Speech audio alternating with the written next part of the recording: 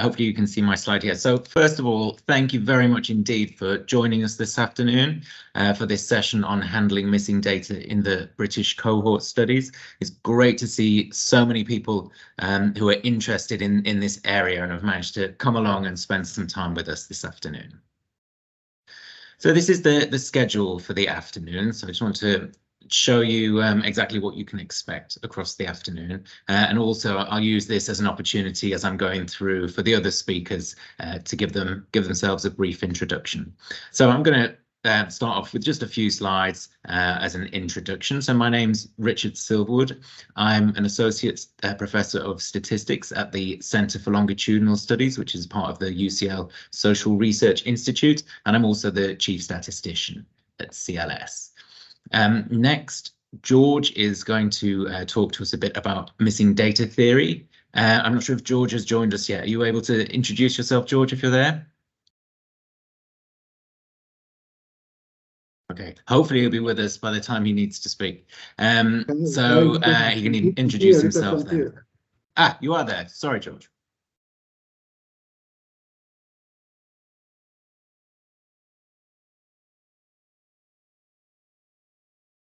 Do you want to introduce yourself?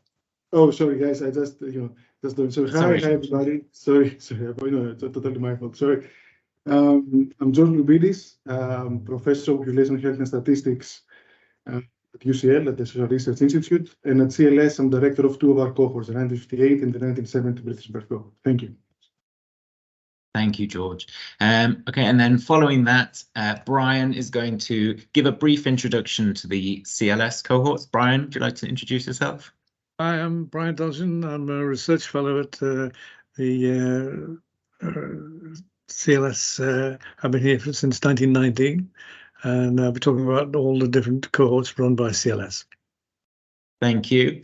And then there's a big chunky session in the middle where myself and Michaelis will be talking about the CLS missing data strategy and how we can use the approaches that we're thinking of to handle missing data and restore sample representativeness. Michaelis, would you like to give a brief introduction? Yeah, thank you very much, Richard. Hello, everybody. My name is Michalis Katsoulis, and I'm an associate professor in biomedical statistics at the MRC Unit for Lifelong Health and Aging at UCL. Thank you. Thank you.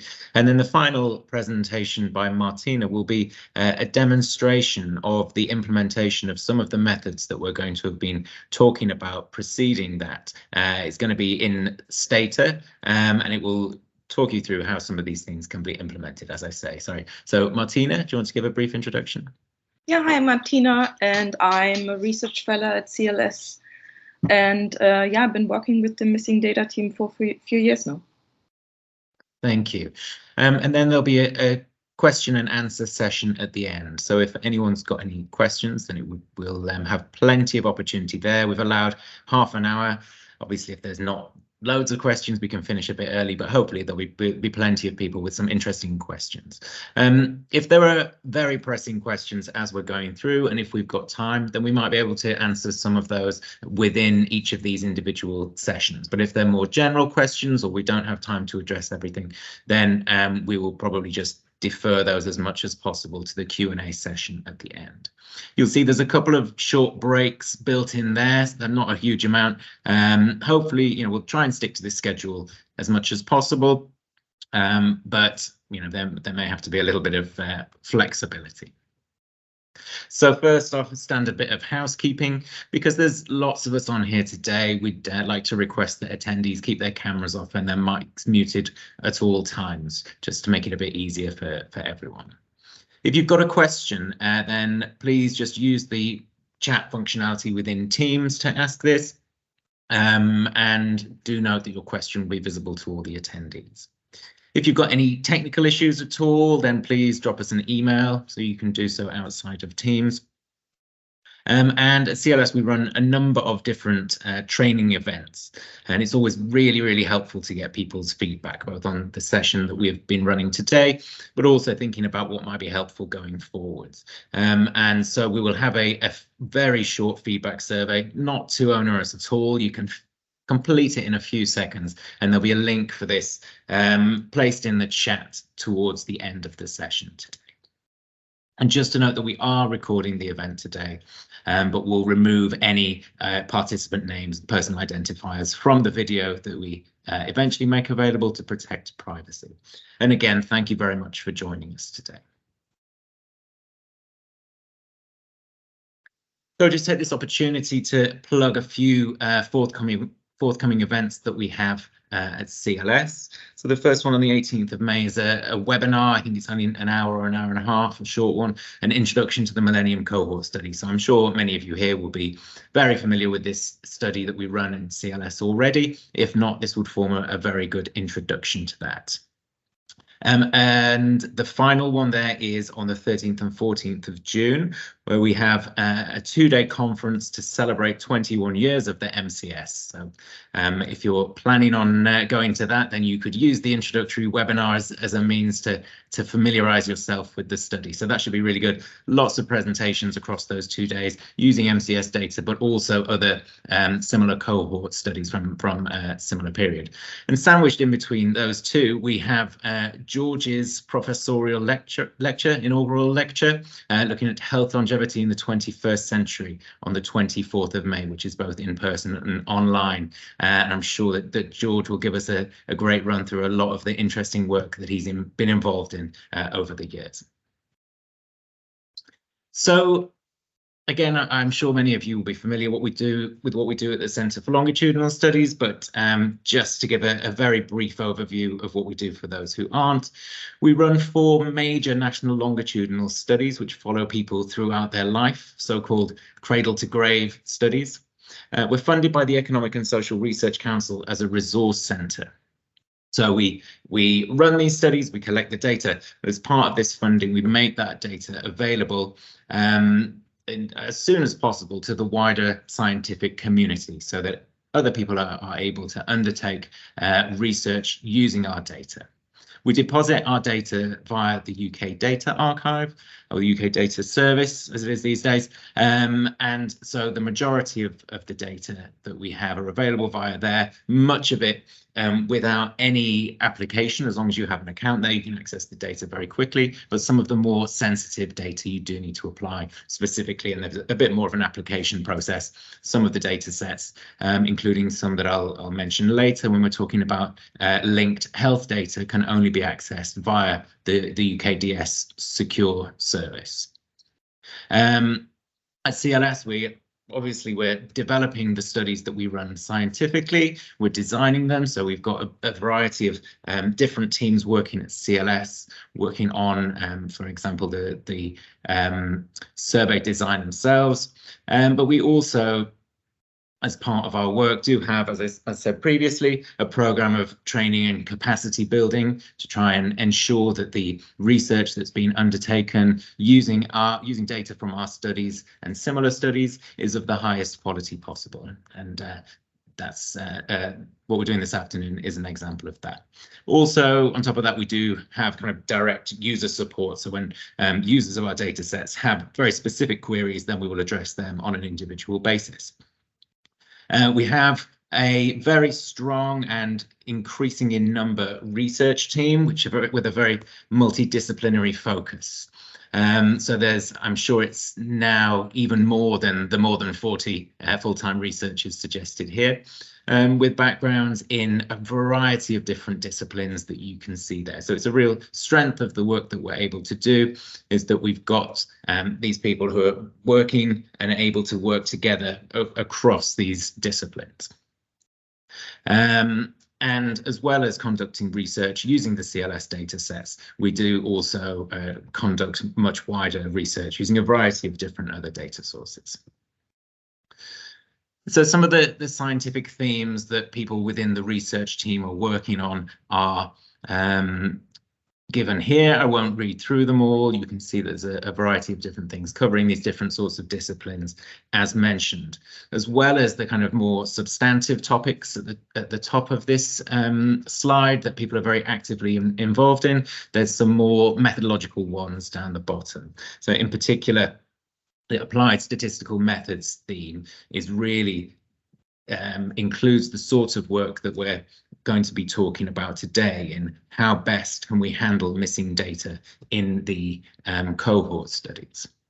So more generally within the applied statistical methods team, within this theme, what we're doing, and perhaps applied and methods sounds a bit of an oxymoron, but the way that we think about this is that we are trying to look at the kind of modern literature on statistical methods across a variety of different disciplines. So maybe statistics, epidemiology, econometrics, etc. And thinking about how best we can apply appropriate methods chosen from these literatures within the context of the CLS cohorts.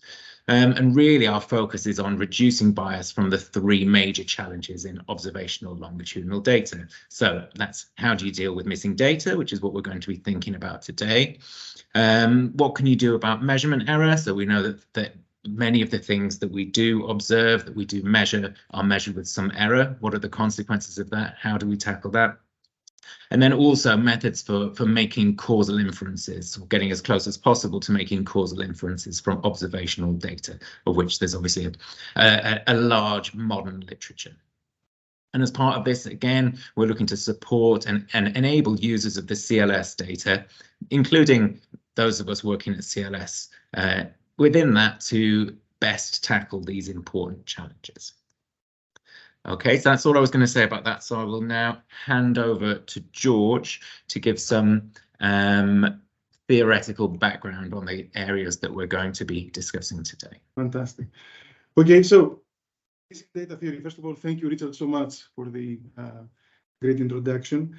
The next 30 minutes, the title of this short presentation is Missing Data Theory. It's by no means everything that is available in missing data theory through the years and so on, but it's some of the concepts that are very important to understand our approach on the CLS missing data strategy and the methods we use and what we're trying to achieve. Missing data, of course, missing data in the form of incomplete or missing data are unavoidable in longitudinal surveys. There's nothing to be done about it, really. It happens. There's no longitudinal survey without selective attrition. That, of course, results to smaller samples, incomplete histories, and lower statistical power. The most important, perhaps, message of this slide is that all of these issues are a threat to representativeness. And an underlying theme of our approach here at CLS is how to restore sample representativeness despite missing data, despite the occurrence of missing data, despite selective attrition. And it's quite known that in the vast majority of analytic scenarios, unbiased estimates cannot be obtained without properly addressing the implications of incompleteness. But luckily, statistical methods are available to exploit the richness of longitudinal data, the birth cohorts in this case, the CLS cohorts, to address bias. Generally speaking, the idea of employing the richness of longitudinal data to address bias, again, another theme which underlies our approach. We're trying to restore sample representativeness, and to do so, we take advantage of the vast richness of the data that are observed data that are available in the CLS cohorts and so on. So I have a very little example of the well-known Rubin's framework that we use throughout our presentations and in the papers in our work and so on about. There's a very well-known missing data typology you may have come across. What I have here is a very simple directed acyclic graph, a DAG, where y is an outcome variable, which has some missing data, some missing values. We have x, which is an exposure, an independent variable, which is assumed complete, so no missing. So it's a very simple example. And we also have ry, which is a binary indicator denoting whether a respondent has a missing value on our outcome, x. So a very simple kind of direct acyclic graph. The first, let's say, type within the typology of the first mechanism, missing data mechanism within Rubin's framework, is called missing completely at random. Now, what we consider is there's an arrow linking x, an independent variable or exposure, to our outcome, y, but there is no arrow linking any of any of the variables in our analysis, let's say in this simple example, with missingness, with R, which means that with respect to our analysis, missingness is completely, emphasis on the completely here, random. It's always good to keep in mind that this typology doesn't refer to data sets overall. It refers to the variables that we use in particular analysis. So, for example, if X and Y were different variables, then maybe this mechanism wouldn't hold. There would have been an arrow linking X with R and so Y and R and so on. In this case, missingness is assumed to be completely random. To put this in words, we can say that there are no systematic differences between the missing values and the observed values. This is this DAG with words. Now, the problem is that actually that never holds in longitudinal surveys. I don't know if I have never seen any longitudinal survey where attrition or any other form of missing data is completely random, not related with any other variable which that has been observed. The next the next missing data generating mechanism within Rubin's typology is missing at random, the missing at random mechanism, which in words, we can describe this as systematic differences between the missing values and the observed values. In this case, those differences can be explained by observed data. And this is a very important distinction with a missing completely at random mechanism, where missing data can be explained by what we have observed. Now, in terms of the DAG, this is simply, there's an arrow added from X to R to the missing data indicator. This simply states what I have stated before with words, that actually missingness, in this case, is only dependent on what we have fully observed. Great, but there is a very important question there. Which are those variables that actually make the difference between observed and missing values being explained by observed data? It's very important to identify these variables. And our approach that Richard and Richard, Michalis, and Martina and Brian will be talking about today actually is trying to answer this particular question. And which are the variables that we want to bring into our analysis, in our missing data analysis, to actually make sure or approximate the idea that differences between the missing values and the observed values can be explained by observed data. The last type, the last missing data generating mechanism, is the missing not at random mechanism, which simply states that even after accounting for all observed information, differences still remain between the missing values and the observed values. With respect to the DAG, there is a red arrow there linking Y, our outcome, with its own missing data. And actually, this means that there is something unobservable that we haven't really taken into account. And this is really the problematic arrow. Even in this very simplistic, simple scenario, this is the arrow that may create bias. Now, there are methods to deal with these scenarios as well. I think we'll very quickly mention a couple of them later on, but all those methods bring additional strong distributional assumptions, because we have to make some assumption about at least the distribution of those unobservables and how they may relate with, our observed data and our missing data. So, 3 missing data generating mechanisms. Our approach is based on this Rubin's typology. Now, there is a very strong link with this framework, Rubin's framework, and representativeness. And I think representativeness is very important. And I think we've seen during the pandemic, for example, that how representativeness, let's say in terms of testing and so on for COVID and so on, is very, very important.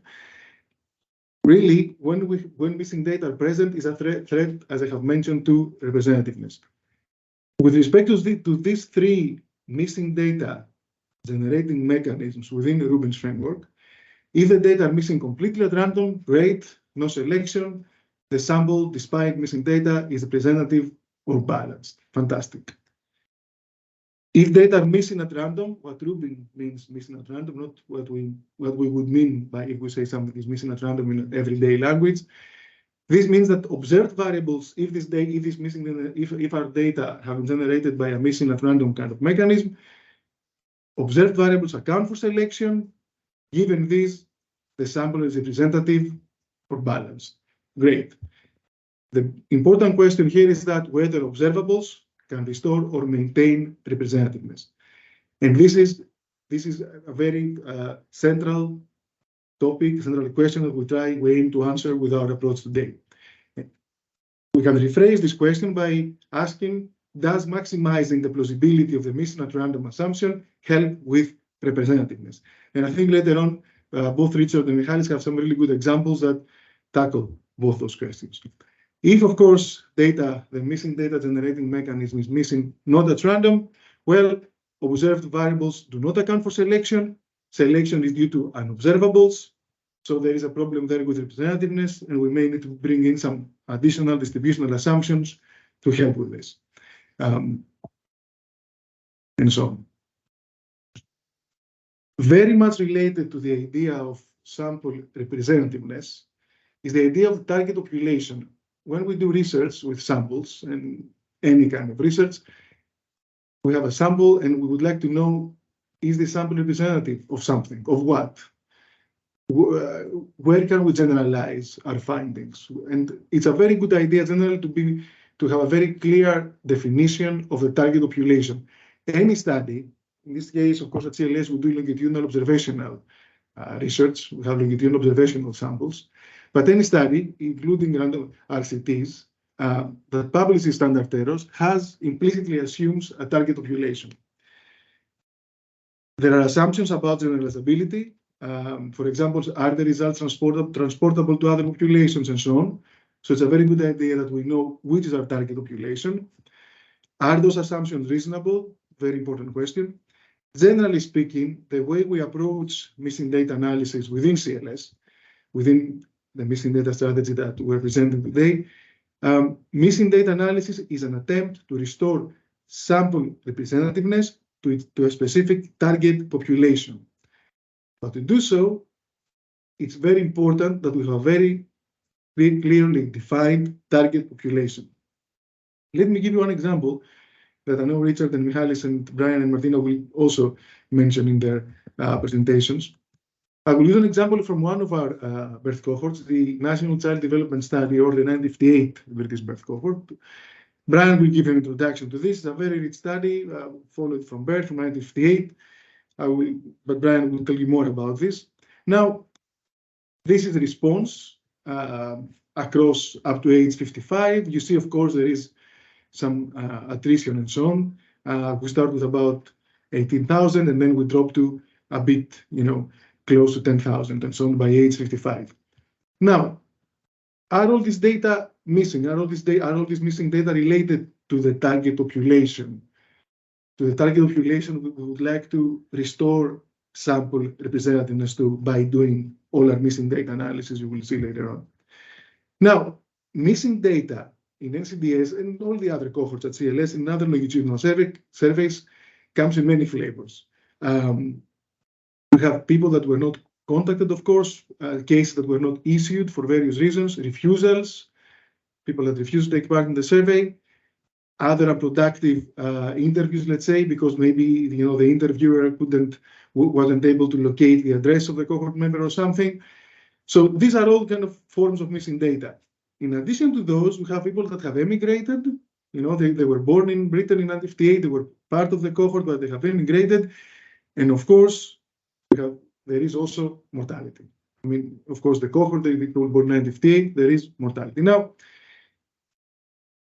arguably, specifically for mortality, and immigration are two observed events.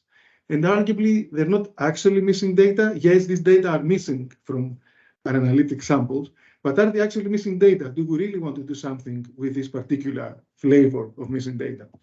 Now, looking at the sample size as percentage of the 1958 cohort as the percentage of the original sample, if we exclude if we exclude mortality, you see that there is less missingness, of course, because we exclude mortality as defining mortality as being missing. And now, why we do this, I think that this is an important concept in defining the target population. This is the mortality rate of NCDS, the gray lines, of course, with a confidence interval from birth up to age 55. And the black line represents the actual mortality rate in the population of England and Wales. And of course, this mortality rate in NCDS, we only use data from England and Wales because NCDS is representative, of course, of Scotland as well. What you can see there, and that's really great news for this when this happens in a longitudinal survey, that the mortality rate we observe in our cohort is very close, actually almost identical, statistically, let's say identical, to what we observe in the population. That has various implications about the quality of the data, how great the quality of the data in the cohorts are in terms of a phenomenon called panel conditioning and so on. But for this topic, for the topic of missing data, this means that the natural evolution of the sample in terms of mortality, a very important population metric, is identical to that of the population. So really, because we observe mortality, we wouldn't want to impute mortality data, because if we do so, it would have been pretending that the cohort is immortal. And actually, the cohort is not immortal, right? Obviously. So that would introduce some bias. So the target population of NCDS, of this cohort, are those that were born in Britain in 1958, are still alive, because we know mortality rates are exactly representative of what happens to the population. And also, we make a decision that we also don't include those that have emigrated. That's a bit more of a gray area. But we want to be very clear what is the target population and what our missing data analysis is aiming to do. What is the target population we try to restore sample representativeness to? The gray area there is those that we exclude we exclude mortality and emigration. Again, you will see that we're going up. We have retained about 65% of the original cohort. The idea behind this, again, is to have a very clear definition of the target population and to ensure that we don't introduce bias by a definition which is not comparable with what happens in the population. And in this case, we wouldn't want to do that, because if we were about to do that, we have, again, as I said before, we would have been assuming, well, that the cohort is, well, immortal, which obviously is not the case. So, target population, a very important concept. I know Richard and Michalis will be going back to this in their presentations. Now, missing data in longitudinal surveys. Generally, the missing at random assumption and the missed not at random assumption are largely untestable. There are various patterns of missingness, non-monotone and monotone, that have implication of the methods we're using to deal with missing data. The basic idea behind the work we present today is that we assume that after introducing observables, carefully selected, as you will see later on, and we use a principled method, either multiple imputation, some full Bayesian method, weights, probability weighting or linear increment, some principled method, our data are either missing at random or not far from being missing at random, so bias is negligible. We believe this is a reasonable assumption because, first of all, of the richness of longitudinal data, actually mainly because of this. This approach depends on the richness of the data of any study, absolutely. Also, there is evidence from some simulations that missing at random methods perform well even when data are missed not at random. And generally speaking, we believe that missing at random methods are more suitable than missing not at random methods in rich longitudinal studies, because of the richness of the data, and because also when we want to use some of the missing not at random methods, either selection models or other types of models, we need to bring in additional assumptions, which again are not testable and not verifiable as well. Very briefly on the missing data strategy, it's a data-driven approach, a simple idea that tries to harness the power of the cohorts. I will not mention a lot about this because I know Richard will be focusing on this. Just to say, outside of the statistical interest that we have, of course, to correct for missing data, there is substantive interest in understanding the drivers of non-response, specifically whether there are generational differences in those. And today, I think it's the very first time that we have results from BCS70, the 1970 British birth cohort that Michalis will be presenting later on, where you will see some interesting results comparing BCS70 with NCDS and so on. To go back a little bit to the very simple DAG, this is really what we're trying to do. We're trying to bring in auxiliary variables, observed data, not in our model, to attempt to break, to block this, to block this red path from Y, our outcome, to missingness. This is really what we're trying to do. Various outputs, user guides, papers, and so on. All these are available already. The process is dynamic. Today, for example, we're presenting results, I think, from 3 cohorts, NCDS, Next Steps, and BCS 70. And of course, soon, hopefully within 2023, we will have, or early 2024, we will have results from the Millennium cohort as well. And of course, training, well, we're here, we're doing training and so on. Some examples of the outputs, the paper, our website, working papers, soon to become papers and so on. There will be more. That's it from me. Thank you for your attention. So there's we've got a little bit of time, I think. So there's a couple of questions in the chat. I think maybe it would be helpful if we address them now, because I think they're about quite fundamental things that would help understanding going forward. So there was one question asking if we could give an example of each of these types of missing data. So I guess missing not at random, missing at random, missing completely at random. Okay, I will start for missing completely at random, stealing a story that Brian Dodgen told me about Neville Butler, the founder of NCDS and BCS 70, right? And so back then, I think Brian, that story dates back from the early 80s, I think. So back then, yeah, at some point there were a lot of questionnaires, and this is an example of the missing completely at random mechanism. So some of the, Neville Butler was driving, I think, from London to Bristol, having a lot of questionnaires, a lot of BCS 70 questionnaires data in his car.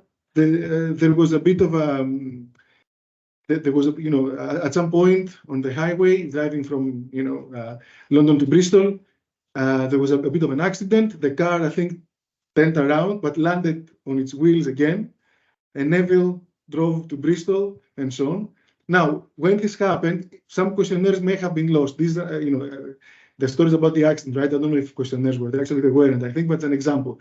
If some questionnaires were lost and these questionnaires weren't transcribed, right, and became data, they were lost. They're missing data. But they're completely random because those questionnaires, the fact that these questionnaires, these data are missing, have nothing to do with any of the characteristics of the cohort members. The event that produced this kind of missingness is completely independent of any of the characteristics of the cohort members, completely random.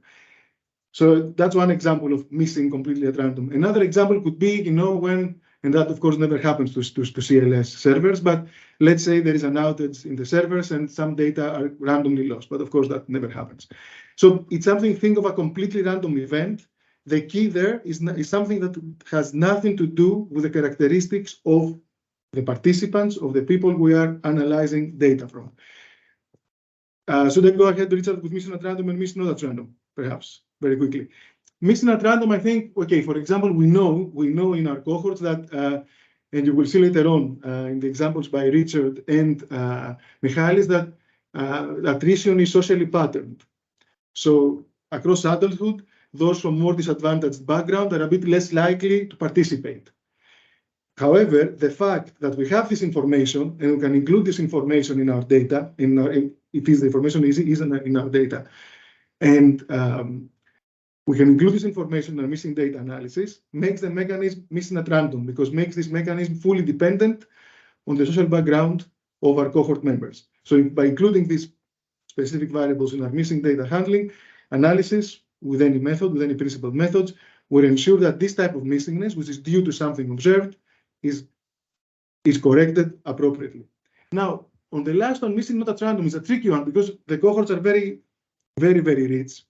And I cannot think of, something that it's asking the question of whether there is something we haven't measured, that we haven't included in our analysis, that is important, drives non-response selectively, and it's important, introduces bias.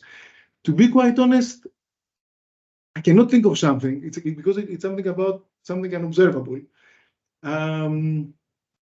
Yeah, I don't know, Richard. I don't know. Do you have any example that we haven't measured and maybe there? I don't know, because we have to think of something that we know that it might cause attrition, but we haven't measured it as well.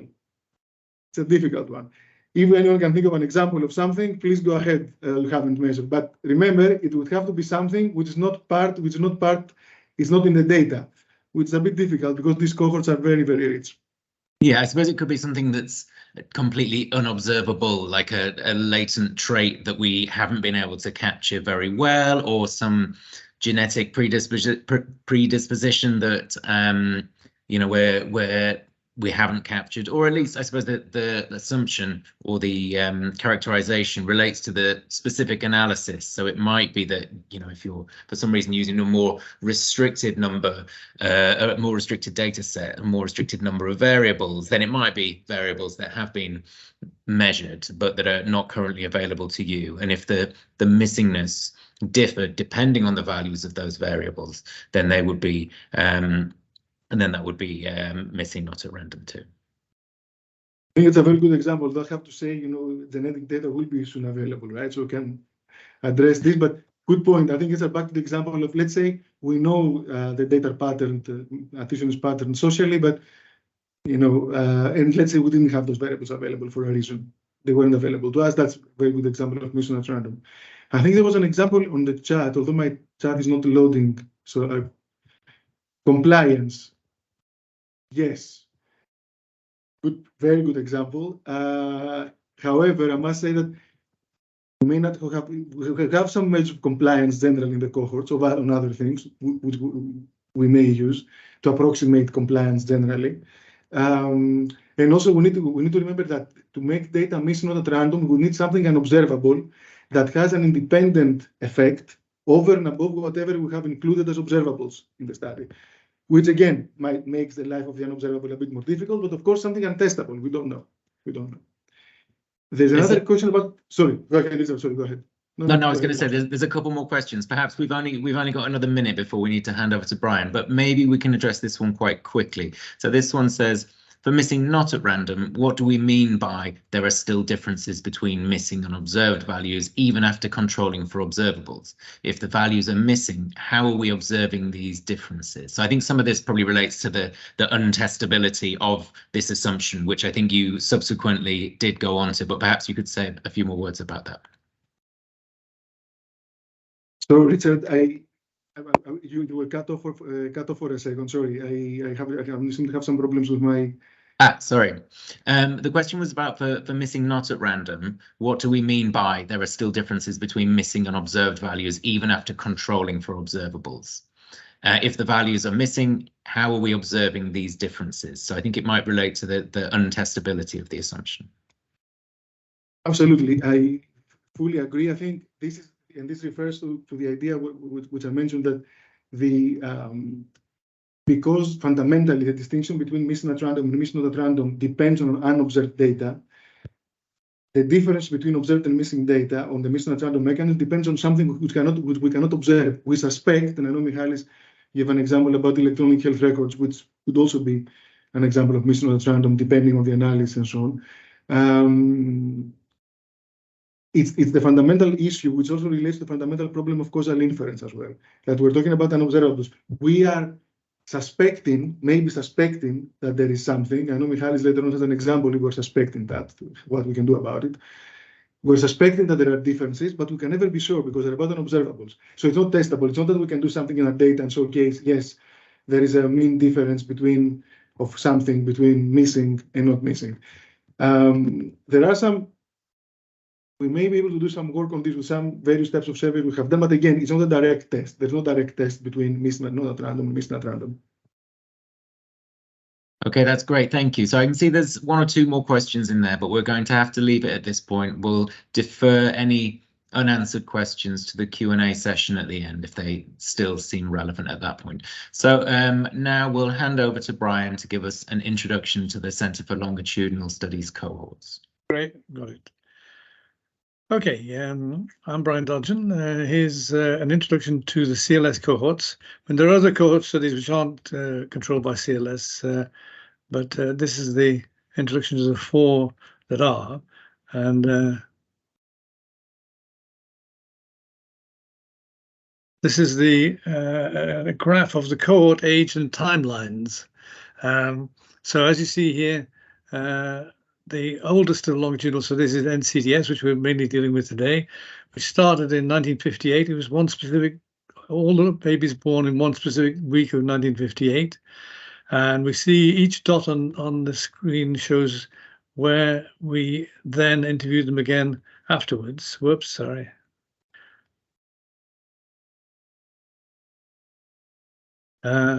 So we interviewed them at age 7, 11, 16, 23, and so on. And those are the red dots on the bottom line. And then BCS 70, the green line, starts in 1970. We interviewed them at age 5, 10, 16, 26. And so they're now aged 50, early 50s. NCDS are aged early 60s. And then there's a bit of a gap between 1970 and 1989, 1990. And the Next Steps cohort, we inherited from the Department for Education. We didn't start the Next Steps cohort, but we took it over after the Next Steps people became left their education. So they were from 1989, 90, and they're now about early 30s. And the youngest of the cohorts is Millennium Cohort Study, which started in 2000, and they're now in their early 20s. And the first of these is the National Child Development Study, which is a longitudinal post-cohort study of all babies born in one single week in Great Britain, 1958. And the initial N was 17,415, which we're very proud to say was 98.5% of all the children born in Great Britain in that specific week. So virtually no selection bias. Although, of course, we do have to worry about attrition at later ages, but at least we managed to get almost every single baby that was born in that week. The National Child Development Study has got multidisciplinary contact spanning educational development, physical development, economic circumstances, employment, family life, health behavior, well-being, social participation, attitudes. And George Blubidis is the principal investigator. Here's the next slide about respondents. George has already showed us briefly, but it's just showing that the respondents at birth were simply the mother and the medical, that's usually the health visitor or the health professional. But then at ages 7, 11, and 16, 7, 11, and 16, it's during the school years. So we also contacted the teachers for their opinion about the child and what their progress was at school. We also gave them cognitive assessments, which were simple reading and maths tests at age 7, 11, and 16. And then in adult life, we contact not just the subject themselves, but their own partner, mother, children. At age 44, there's a biomedical sweep in which we took various tests of the cohort members themselves, blood pressure and so on, exhalation force, lung function, and we also asked for permission to use blood sample and to get genetic data and other bio markers such as fibrinogen, C-reactive protein, D-dimer at age 44. So that was very helpful. And then at age 50, we actually gave them cognitive assessments again for the first time since they were children. And along the bottom here, we see the attrition. We start with 17,415, then gradually goes down to 15,000, 14,000, 12,000, 11,000, down to about just under 10,000 by now. But it's still pretty good that that people are willing to continue being interviewed and give us their time, because 10,000 that were original 17,000 60 odd years ago is pretty good going. These are the topics covered by life stage. At birth, it's mainly about the pregnancy itself, or labour, whether was there any problems with antenatal care, pain relief for labour, and was there any need for cesarean section, what was the child like at birth, gestational age, and so on. Then during the school years, the emphasis is on educational attainment, teachers' relationship with the child, but also general family information, parental employment, financial circumstances, behavior and cognition. And then when they became an adult after age 20, we're more interested in them as a person able to find their own, create their own family. So we get information on their partner and children, so we can do intergenerational work. And we also did basic skills questions. Turning now to the 1970 British cohort study. This was started 12 years later. It was originally called the British Birth Survey, and it's a longitudinal birth study of people born in England, Wales, Scotland, and this time Northern Ireland as well. So that's slightly different to start with from NCDS, which was just Great Britain, not Northern Ireland. Initial N was 17,196, but the Northern Ireland members were not followed up after birth unless they moved to the mainland of Great Britain. And as with NCDS, we collected information on health, physical, educational, social development, economic circumstances, among other factors. And George Plouvidis is the principal investigator of that one as well. And this is a similar graph of respondents' instruments in response to what we had in NCDS. Originally, the mother and health visitor interviewed at birth, and then health visitors and teachers being interviewed at age 10 and 16, cognitive assessments at 5, 10 and 16, and then cognitive assessments again at age 34. There was all the biomedical survey from BCS 70 was at age 46. That's still fairly recently, and so again we were asking for permission for blood samples to be analysed for genetic markers and biomarkers of hemostatic and other type of biomarkers. And this number at the bottom is again showing you the this number at the bottom is again showing you the attrition, 17,000, 13,000, 11 down to just above 10. Topics covered by life stage, very similar to NCDS. Family to start with, pregnancy problems, labour, problems with birth. And during the school years, we liaise with the teachers quite a bit. And we gave the teacher a questionnaire about what the school is like. We also asked the children themselves what their views and expectations were, especially at age 16. School attainment, and then once they become an adult, we're interested in next generation. Do they form partnership, have children of their own?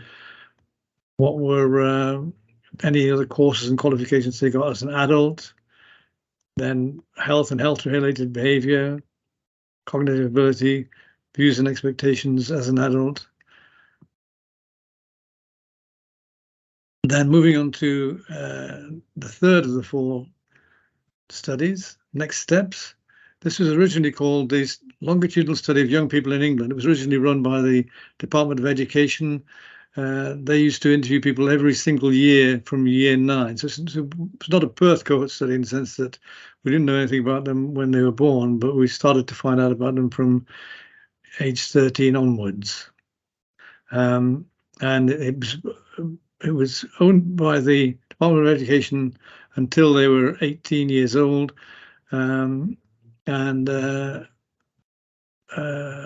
We took it over from that point onwards and ran the 25-year survey and the 32-year survey.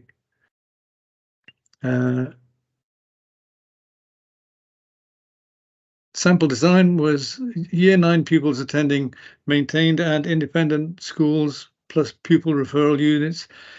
It wasn't just every child in those days. It was just 2-stage probability proportional to size sampling procedure with oversampling of deprived schools and minority ethnic students within schools. So that was 838 state schools and 52 private schools, and 2 pupil referral units were selected. Not all of them agreed to participate. This is the respondents and response. So as you see, every year from age 14, they were seen every year, and the main parent was interviewed as well as the young person themselves. Information from National Pupil Database at age 16.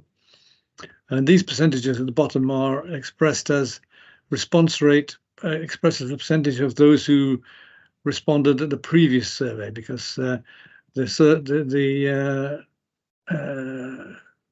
strategy was to only interview those who participated at the previous survey until age 20. But then when we took it over at age 25, we decided to try and interview everybody who'd ever been included since age 14. Topics covered by life stage. In the school years, it's mainly about educational attainment, educational aspirations, but also things like bullying. And once they got a bit older, we started to ask them questions about illegal drugs and whether you've been in contact with the police, and slightly tricky questions like that. Early adulthood, educational transitions, transitions from school to employment, income as an adult, housing, health, courses and qualifications, sexual identity, political engagement, locus of control. That means, do you believe, how much do you believe that your circumstances are decided by chance or through your own efforts? Finally, Millennium Cohort Study is longitudinal birth cohort study of children born in the UK 2000 to 2002. Initial N was 18,000 with later additions. It's like the others, it's a highly multidisciplinary survey designed to capture the influence of early family context on child development and outcomes throughout childhood into adolescence and through adulthood. And it's a stratified sample with oversampling in Wales, Scotland and Northern Ireland, and areas with high child poverty and areas with higher ethnic minority populations in England, clustering by electoral ward. And so the sample was continued in Scotland and Northern Ireland until 2002. You had to be living in the UK at age 9 months. And the sample was drawn from child benefit records held by the Department of Work and Pensions. The reason for the extension to 2002 in Scotland and Northern Ireland was that the number of anticipated births was, as a percentage of the population, was anticipated to be quite lower. Then respondents, instruments and response. Here we go, age 9 months, age 3 and age 5, it's the resident parents who were interviewed, but from age 7 onwards, there's a questionnaire self-completion for the child themselves. We measured their physical measurements, gave cognitive assessments at age 3, 5, 7, 11, 14, 17. There was an activity monitor at age 7 and age 14, time use record at age 14, and saliva for DNA and genotyping at age 14. We also asked for consent to link to mental health records, the hospital episodes statistics, and education records, and access to parents' economic records, older children and teacher surveys. Going on to something else now, this is the cross-cohort COVID-19 online surveys. These were 3 short surveys we did in 2020 and 2021, which included all 4 of those cohorts, as well as the NSHD, which is the 1946 cohort, which we don't run. And they were aged respectively in 2020, 19, 30, 50, 62, and 74. May 2020 COVID survey was, the first wave was web only, and was conducted in-house using the Qualtrics logistic interview software. The target sample was only cases with email addresses, but then there was another second survey in September 2020, which was web only. That was externally commissioned to Kantar Public Fieldwork Agency. Target sample was all eligible cases with reminders for postal and fax contact. And the wave 3 was web plus telephone and includes telephone follow-up. That was January 21, and wave 3 was finished in March 2021. The wave 1 response was total achieved sample 18,042. That's from all the surveys, from all the cohorts rather. And what you'll see is that the older cohorts, NCDS and BCS70, the response rate was higher, 57.9% NCDS, 40% BCS70, 20% next steps. Wave 1 was surveyed in May 2020 at the height of the lockdown restrictions, focused mainly on how lives had changed from just before the outbreak of the pandemic.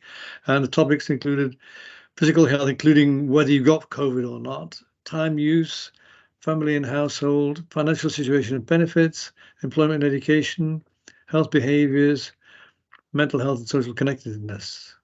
And that can be downloaded from the UK Data Service. Wave 2 was September 2020, aiming to capture how the lives had changed from wave 1 a few months earlier. So similar topics to wave 1 with additional questions about healthcare, financial transfers, life events, and children's schooling in the summer and autumn term during lockdown.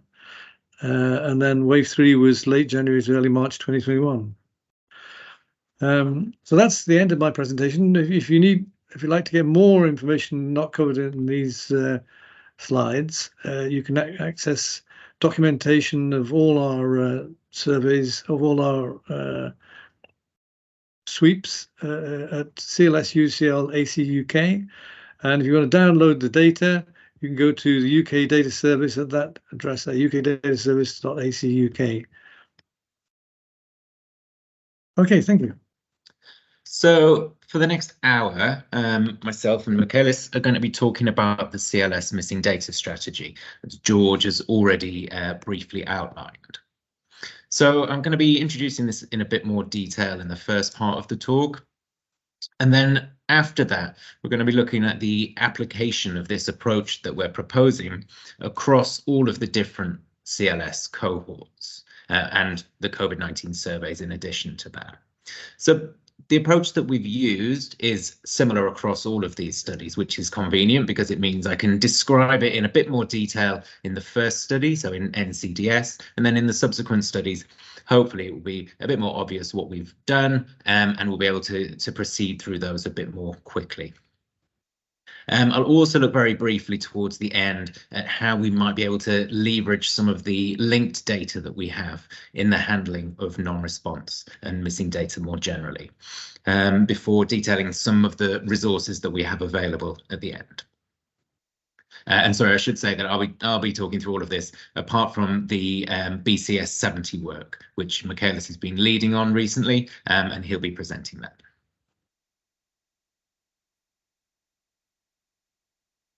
So, missing data strategy. So, as I'm sure you're all aware, particularly since you're present this afternoon, all users of longitudinal data do need to consider the issue of missing data. We know that some non-response is inevitable. And in the context that we're talking about today, so long-running cohort studies, potentially over several decades, we know that there's going to be, in particular, some attrition over time, as well as other sorts of missing data. It's important as a first step to really try and understand the nature and ideally the causes of the missing data within your analysis, because the strategies that you will want to use will to some extent depend on that. And as George said, there's now a number of well-known methods for handling missing data. Many of these have been around for a little while, but I think it's only over more recent years that they've become quite standard in the toolkit in many disciplines, not least through the kind of easy implementation we now have in standard statistical software, for some of them at least. So all of these approaches here, multiple imputation, inverse probability weighting, full information maximum likelihood, they're relying on the assumption that data are missing at random, as George explained earlier. So formally, this means that conditional on the observed data that we have, missingness doesn't further depend on unobserved information. The implication of that being that systematic differences between missing values and observed values can be explained by the observed data that we have to hand.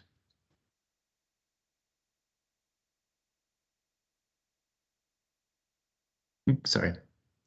And many studies now, you'll see analyses that are employing such methods, relying on this missing at random assumption. A lot of the time, they will choose a number of variables to include within their analyses, and these would, often be what we'd call auxiliary variables, which I'll explain in a bit more detail shortly. But the selection of these variables often is not done in a particularly systematic way. And what we're looking to do here with our CLS missing data strategy is really to perform a more systematic choice of those variables that you may choose to have in your analyses, with the idea that we're maximizing the plausibility of the missing at random assumption. So again, these things aren't testable, but what we're saying here is that we believe that, that ultimately the objective should be to maximize the plausibility of the missing at random assumption. And given the rich information that we have in our cohort studies, we believe that we can get a long way towards doing so. And to do this, our first step is to use systematic data-driven approaches to identify variables that are associated with non-response at each sweep or wave of data collection in each study. And I'll probably use sweep and wave completely interchangeably, so hopefully that's not confusing. And this really allows us, as I just said, to capitalize on the rich cohort data that we have. It's been provided over many years or potentially decades to deal with missing data and reduce bias. So what we're doing here, as I say on the previous slide, using these approaches to identify variables associated with non-response at each sweep. So why focus on this sweep or wave specific non-response?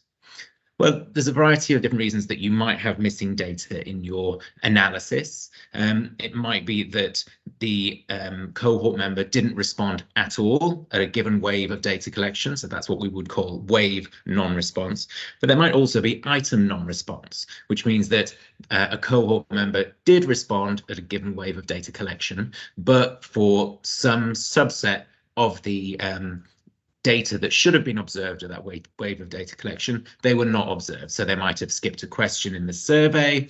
They might have refused to respond to a question that was being asked of them by an interviewer. They might have been unable to provide a sample that was going to be used later on in a lab analysis to provide some information. And we know from our studies that wave non-response is the main driver of missing data.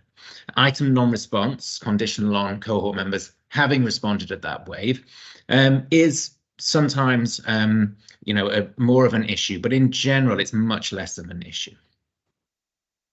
We know that much of the wave non-response is due to attrition, meaning our cohort members will respond to a certain number of waves of data collection, not respond, and then fail to come back into the study. So at that point, they have attrited, left the study. And therefore, for longitudinal analyses, wave non-response at the most recent sweep of data collection being considered within the analysis is usually the biggest contributor to missingness. And by thinking about wave non-response, predictors of wave non-response, it allows us to identify predictors at a cohort rather than an analysis level. So obviously, for any given analysis, the missingness is going to be quite specific to that. So there's going to be a combination of wave non-response at different waves, depending on which variables are included, and potentially item non-response at all of those waves too. But we can do this, it allows us to do something more pragmatic by thinking about wave non-response. We can focus on that, and then if in certain analyses item non-response is more of an issue and needs further consideration, then you can think about that additionally on an analysis specific basis. Okay, so I'm now going to describe in a bit more detail than I will for the subsequent studies how exactly we've applied this approach within the National Child Development Study, NCDS. So we'll think about identifying the predictors of non-response, and then we'll also look at a number of different sort of test analyses that will allow us to demonstrate how well this proposed approach is working to handle non-response and to restore sample representativeness in NCDS. So first of all, this is the figure that George had shown previously, although I think I've got percents rather than absolute numbers on my y-axis. And we can see from this, as George pointed out, that even though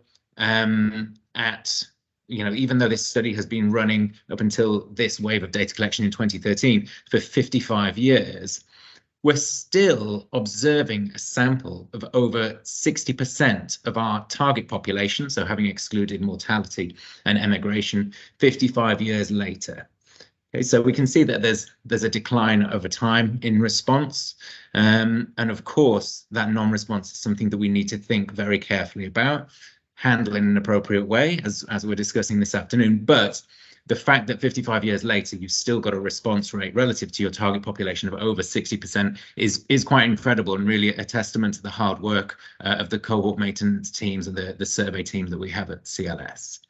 But that notwithstanding, we do need to think about how we're going to be able to handle the levels of non-response that we do have. So as I've said, the idea behind the CLS missing data strategy is to maximize the plausibility of the missing at random assumption by exploiting the richness of these long-running cohort studies. So here, the NCDS in particular. We're using a data-driven approach to help us identify variables that are associated with non-response. And in NCDS, we've done this systematically looking at non-response in each sweep and conducting a separate analysis for all of those. We're then looking to use those as auxiliary variables in our analysis. So what do I mean by auxiliary variables? These are variables that are not of substantive interest, variables that are not within our analysis model. And these are variables that we might choose to include in our analysis that we think can help in certain ways, and here in particular to help us better deal with missing data. And as well as using these variables as auxiliary variables to help deal with the missing data that we have, I guess in particular, because at CLS we're running these studies and running a number of studies, we also have substantive interest in understanding the drivers of non-response, both within and between our different cohorts. And this can, there's an existing literature in the survey methods literature that's really thinking about, exactly what these consistent predictors of non-response are in different settings, and that can really feed forward into how cohorts are run and how data collections can be optimized in regards to this. So I've got at least a couple of slides here that describe the approach that we used in NCDS for identifying these important predictors of non-response at each sweep of data collection. I'm going to go over this quickly and not really pay too much attention to it. It's all available in a published paper in the Journal of Epidemiology, Journal of Clinical Epidemiology. We'll give the full reference at the end. So if you're interested in the approach that we've used for identifying these important predictors of non-response, I'd suggest that you go and look at it there. For our purposes this afternoon, really, the emphasis of this session is on what users of the data can do themselves in a practical perspective to overcome the issues to do, or the bias to do with non-response. And so I think that the details of exactly the method that we've used to identify these variables isn't so important. But just to give a brief outline of it, there's obviously a huge number of variables that have been collected in NCDS across all of the different sweeps. So that was our starting point. We made a number of exclusions to allow us to focus on variables that we believed would be more helpful with helping us to address bias due to non-response and restore sample representativeness. And after we'd done a bit of data cleaning and manipulation, we had 587 variables meeting our inclusion criteria, which then fed into our multi-stage data-driven approach. This is a description of exactly that approach, which I'm not going to mention at all. I'm just flashing it up here so that you can so that you're not going to think we've just completely made this up. There is some method underlying what we're presenting here, but the details of this are available in this Mustafa et al. Paper from 21, which is the one in JCE, and also the NCDS Missing Data User Guide. I'll give full references at the end. So as I say, we considered each sweep of data collection separately. We considered what variables from previous sweeps that we'd collected were predictive of non-response at each of those sweeps. So in the first column here, we're considering non-response at sweep 1 when cohort members were age 7. We looked amongst all of those variables that we collected at sweep 0, the only preceding variable. The only preceding sweep of data collection, and 3 of those we found to be important predictors of sweep 1 non-response.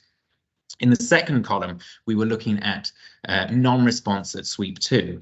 So in total, we found 6 variables from previous sweeps of data collection were important predictors of non-response at sweep 2. 1 of those came from sweep 0, 5 of those came from sweep 1.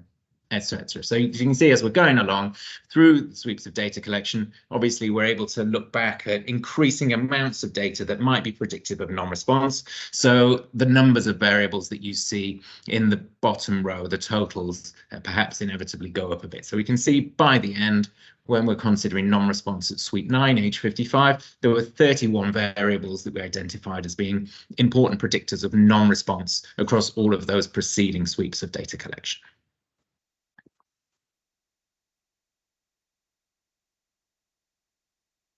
So when we're thinking about predictors of non-response at each of these sweeps of data collection, we can see whether certain variables are cropping up all the time or most of the time. And we can see that there are very clear patterns. There are consistent predictors of participation at each of these different sweeps.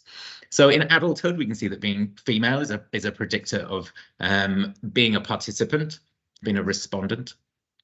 Interestingly, lower childhood social class in childhood is a predictor of participation, whereas this association flips and it becomes that higher childhood social class is a predictor of participation in adulthood. And we can see that there's a few other things here, some of which have been observed previously in the literature, things around cognitive ability and conduct problems in particular, and some that have been a bit more novel, things that we've observed just here, perhaps maybe not so much the things that are on this slide. There's a few other things as well. But you can see, you can see the mechanisms by which these things might work, in particular, social participation, voting, union membership. These are things that signify maybe some sort of greater involvement in community and in society, and perhaps you can imagine that those people would be more likely to respond to requests for a survey. Okay, so I'm now going to talk through a few different analyses that we've performed to try and test our strategy here. So again, what we're doing in each of these, performing an analysis that's subject to some missingness due to non-response. In our analysis, we're including these variables that we've identified as being important predictors of non-response. And we're seeing if by including those in the analysis in a way that I'll describe in a minute in a bit more detail, can help us to restore the sample representativeness, to obtain unbiased estimates of the thing that we're interested in.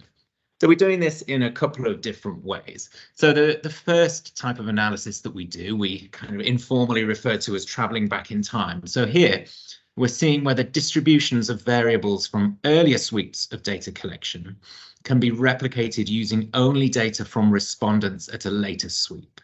Okay, so I'm going to show a couple of examples of that. So if it's not clear from that description, hopefully it will be when we see some actual results. And the second one is by using comparison to external population benchmarks, because we know that the CLS cohorts should be population representative at initiation. If there was no bias due to non-response, then what we would expect to see is that the results that we have are very closely aligned to true population benchmark statistics. And if they're not, then we can see if the approach that we're proposing can help get us back to those external population benchmarks. So the first one is an example of the first type there. So we're looking at the social class of mother's husband at birth. So this is data collected within NCDS at the baseline sweep 0. And what we're looking at is the percentage in the professional social class. You could do this for, and we have done for other categories as well.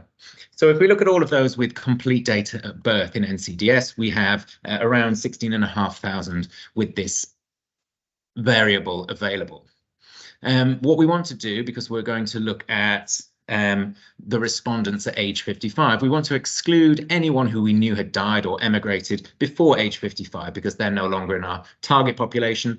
And so we want to be more specific about what we're trying to, the nature of the sample that we're, the nature of the population that we're hoping that our sample will be representative of. But in fact, that doesn't make too much difference. So we can see that around just over 4.5% of cohort members had mother's husband, generally their father, in a professional social class at birth. Sorry, so what happens when we restrict our attention to just those who responded at age 55, of whom there were 8,284?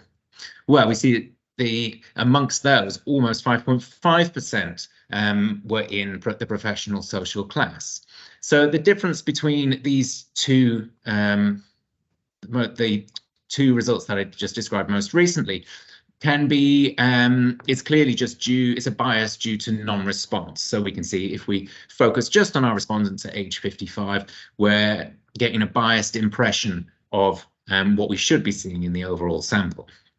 So what we're looking to do is apply the approach that we've been talking about and see how close we can get back to this level here of the estimate that we know we should be expecting in our population. So by doing that, we're going to use a multiple imputation approach. And I realize I've not really talked too much about what multiple imputation is. So I'm just going to take a couple of slides now to think in a bit more detail about how we would apply a multiple imputation approach. I'm sure many of you will be familiar with this already, so I'll just go through it very quickly. So complete case analyses, that's analysis using just individuals with complete records, are generally only valid under a missing completely at random missingness mechanism. So, over the decades, there's been many proposed approaches to dealing with missing data. Many of the simple imputation approaches are problematic, so you might just impute a mean value, carry forward the last observation that you've observed for a given individual, or make an imputation conditional on all of the variables or a number of variables that you have access to, but only making a single conditional imputation. These are problematic. I mean, in all of them, if you're only making a single imputation, then you're really not accounting for the uncertainty that there is in that single imputation. So a popular approach that's widely used now in multiple imputation takes this and extends it. So in this approach, plausible values are used in place of the missing values in a way that allows both the parameter estimates to be unbiased and also uncertainty to be estimated in an appropriate way. And multiple imputation, as we've been hearing already, is valid under an assumption of missingness at random. So how does multiple imputation work in practice? So first of all, we have a sample. We have an analytic model or substantive model that we're looking to fit. Then, in order to deal with the missing data issue, we specify an appropriate imputation model. So that's the model that's going to be used in creating our imputed values. We then create a series of imputed data sets. So in each of these, the values that are missing in the original data set are imputed, potentially taking different values within each imputed data set. Each of these data sets are then analyzed using exactly the same substantive or analytic model that we're looking to fit for our analysis. And the results are combined across the imputed data sets using standard rules, often referred to as Rubin's rules. And a real strength of MI that can be undertaken these days using standard statistical software. And as a result, it's been widely adopted in a variety of different settings. So the key thing here, as I say, we specify an appropriate imputation model. What does that mean? What do we include in our imputation model? So we definitely want to include all variables that are in our substantive model, because we need those to be informing the imputations that we're going to make. And also, I think just to flag up that if you're interested in testing for any interactions, so whether your associations differ between different subgroups, for example, then that needs to be included in some way, or in which there's a whole literature in itself within your imputation model. We also will consider including in our imputation model optional auxiliary variables. So as I've already said, these are variables that are not within the substantive model. And the literature tells us the variables that we should be considering here are those associated with the underlying values of the variables subject to missingness, but in particular, those that are also associated with the probability of missingness itself. And this final point is exactly what we're looking to leverage in our method by identifying those variables that are predictive of wave non-response. And then from those, we can use them, or maybe some subset of them, to include as auxiliary variables. Okay, so back to this figure. In our multiple imputation approach, what we've done, we've used an MI approach called chained equations. I don't think we need to worry about exactly what that means here. We've used 50 imputed data sets, which is a reasonable number for this sort of analysis. And the auxiliary variables we've included are just all the predictors of non-response at sweep 9 of NCDS that we identified as part of our search across these, as I presented in that red table a few slides ago. And what happens when we do this is that we obtain an estimate for the percentage of those mothers, husbands who are in the professional social class that is very close to what we are hoping to achieve and what we think is representative for this population. So in this example, at least, very simple, single example, we can see that our proposed approach, including these predictors of non-response as auxiliary variables in a multiple imputation procedure, has allowed us to restore the sample representativeness relative to the bias that had been introduced by focusing just on our respondents at age 55. Another example, similar thing. So this is the first type of test analysis. Again, we are now looking at cognitive ability at age 7. And for those with complete data at age 7, over 14,000 of them, we see that there's a mean value of 0. And this is expected because it's a standardized variable. This doesn't change much if we exclude those who died or emigrated prior to age 55. So those still in our target population at age 55. When we look just at the distribution of cognitive ability at age 7 within our respondents at age 55, we can see that there's considerable bias. So those who did respond at age 55 participants had a higher level of average cognitive ability than we would expect from our total sample. We use a similar MI approach. Exactly the same setup, using the same auxiliary variables, and we can see that again this performs very well here. We're able to overcome the bias caused by non-response.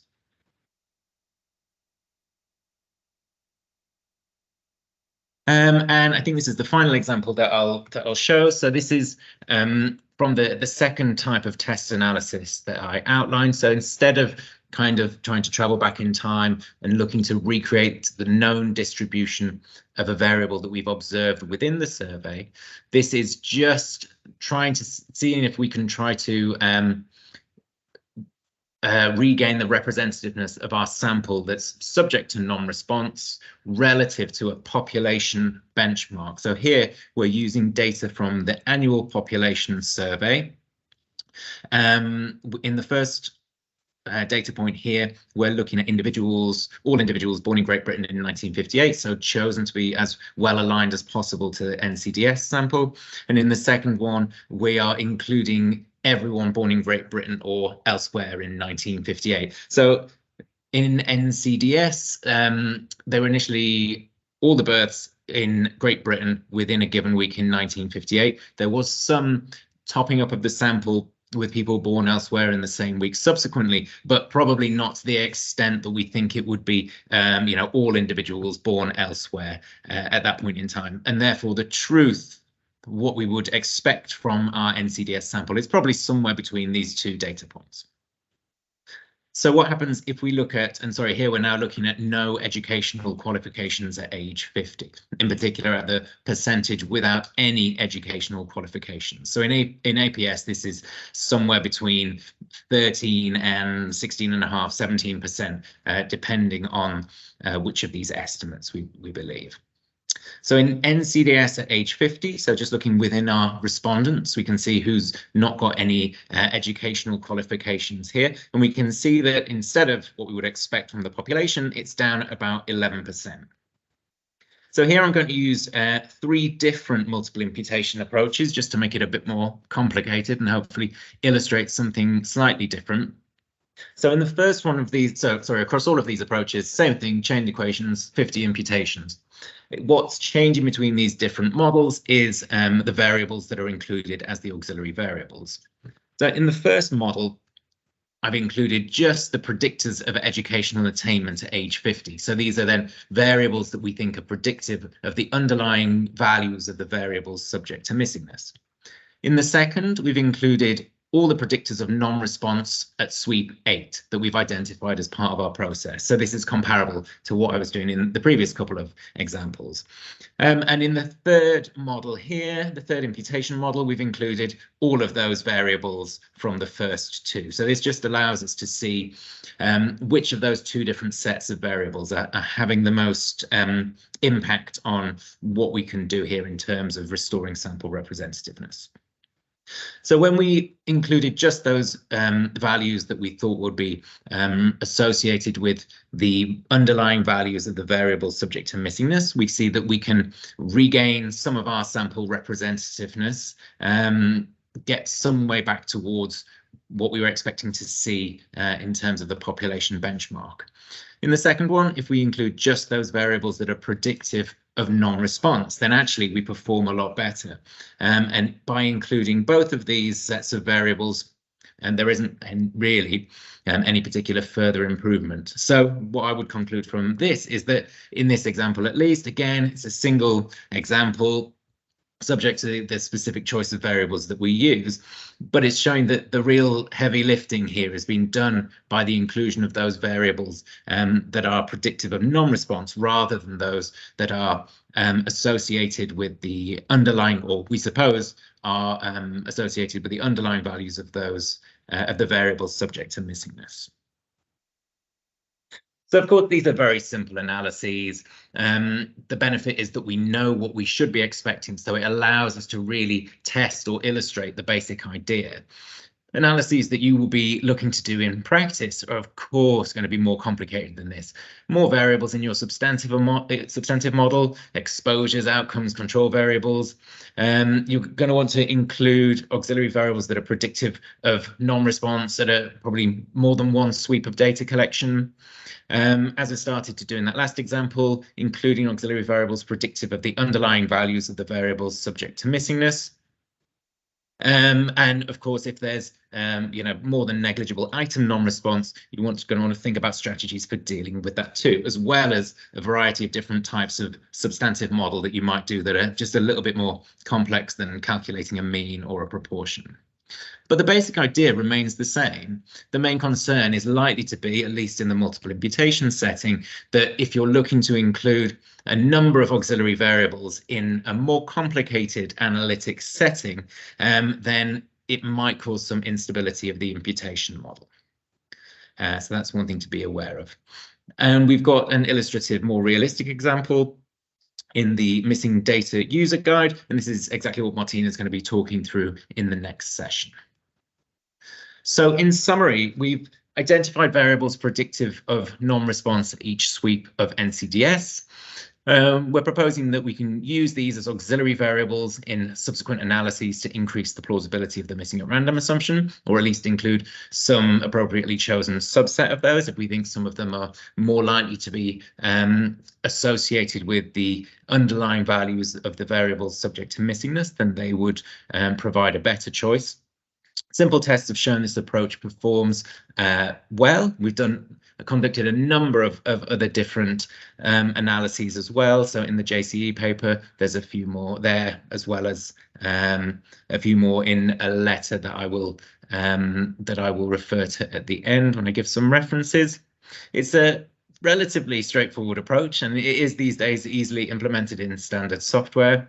And we do already provide the lists of the predictors of non-response that we have identified via the missing data user guide.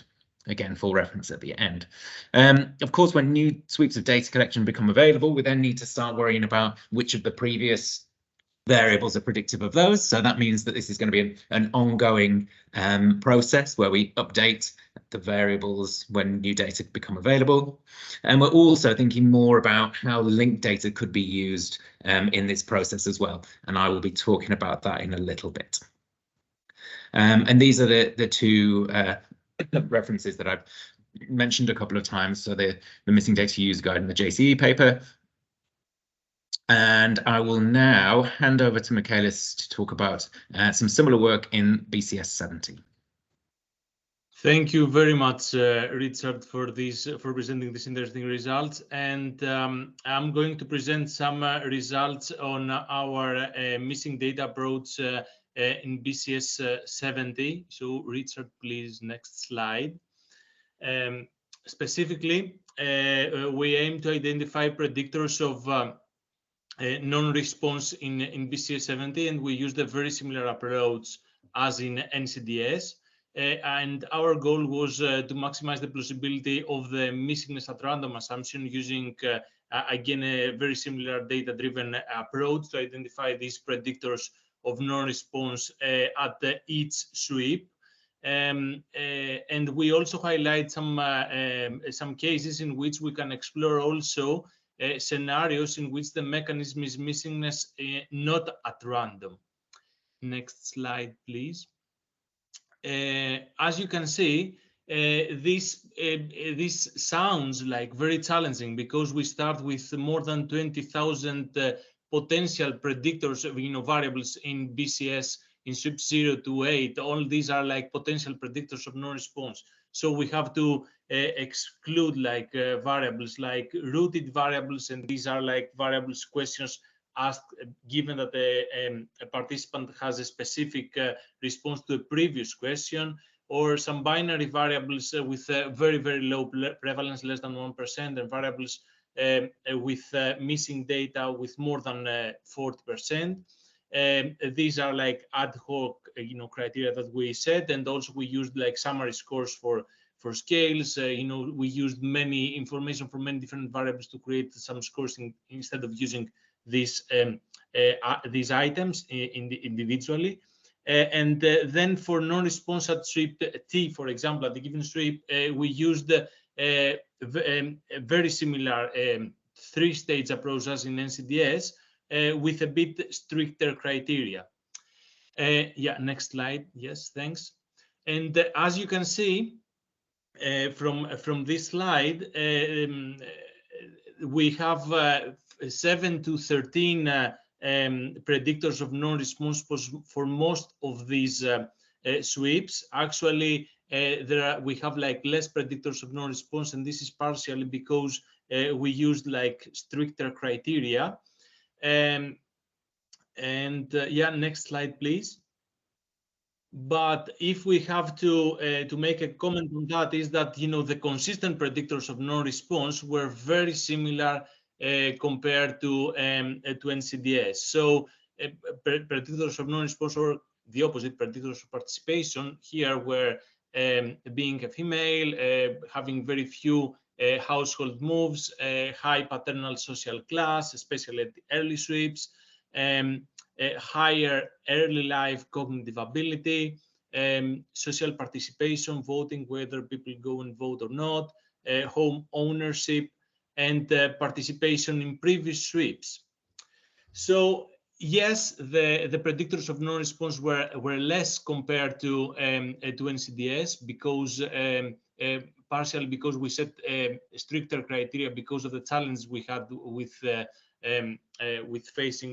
with implementing our missing data approach, but results were, let's say, largely the same qualitatively. Next slide, please. So if now you ask, why we do all that? Do we have like any validation an indication really of whether this approach works in BCS 70. So here I will present you 3 examples and show you that our method works. So the first one is an internal validation. Is this going back in time process that Richard explained very well previously, and the variable of interest is paternal social class at birth. So we see that the percentage in a professional social class, paternal professional social class at baseline is around 5.1%, but among respondents at age 46, this percentage is more than 6%. So you see that if we conduct a complete case analysis among respondents at age 46, our estimate would be biased. But if we apply multiple imputation that Richard explained, using chained equations, and we apply, we implement 50 imputations, and we use as auxiliary variables all potential predictors of non-response, that we have identified from this 3-stage approach, from sweep 0 to sweep 8, then the estimate that we would get after this multiple imputation is very close to the initial percentage, that we had from this variable. Next slide, please. Yes, thanks. Thank you very much. Another example is cognitive ability. So you see again from this result that the cognitive ability at baseline is the mean cognitive ability, this variable that we used is close to 0. But if we have to estimate this mean cognitive ability among participants at the 9th sweep, age 46, we would have very biased results. This result would be more than 0.1, as you can see. So for this reason, next slide, please. So for this reason, we implemented multiple imputation to see if we can restore representativeness by this going back in time. Again, we applied chained equations, 50 imputations, and we used all these auxiliary variables identified from sweep 0 to sweep 8. And we see that results are almost identical. So actually, we can successfully restore representativeness using multiple imputation. Another comment on that is that, from the second estimate, the respondents at age 46, this is an indirect indication, really, that mean cognitive ability is a predictor of participation. But if we had to rely on this result and calculate the estimate of mean cognitive ability only among respondents at age 46, our result would be biased. And I want to also to discuss, next slide, please, Richard. I want also to discuss a final example when we can conduct some sensitivity analysis and address cases where the most plausible mechanism is missingness not at random. So we have this example of mean BMI levels at age 46, and we focus only in men. And we see here that if we take this information for Health Survey from England from the year 2004, okay, in 2004, then the mean BMI levels in men would be 26.9. But you see a very wide confidence interval there in our first estimate, and this is because we have very few participants in Health Survey from England. So Health Survey from England is not an ideal external benchmark, but I'm presenting you this scenario just to say how someone can conduct a sensitivity analysis using external benchmarks. So these are the results from the Health Survey from England. And if we want to see in 2004 from BCS 70, what is the mean BMI levels in men, the complete case analysis, the second estimate that we would have is that this is around 26.5, so a bit lower compared to health survey from England. So when we apply multiple imputation, the procedure that we discussed before, again 50 imputations and all the auxiliary variables from the previous sweeps, we see that our estimate is moving toward the results from health survey from England. And if we think that, you know, in another, you know, example perhaps that, you know, health survey from England is an ideal external benchmark, Richard, next slide, please. Then what we can do is that we can do the sensitivity analysis using the delta adjustment. And what is that? We add a small delta value in the imputed data set in the observations with missing data after multiple imputation, so that the results from multiple imputation using delta adjustment would match the result from the health survey from England. And here this delta value is quite low, is 0.4%, which means that, you know, the missingness not at random assumption might not be like that plausible, and missingness at random assumption in this scenario might be you know, very plausible really. But this is an example where people can use external benchmark, you know, as a sensitivity analysis, even when they think, you know, that when they think that missingness not at random is more plausible versus missingness at random. Richard, next slide, please.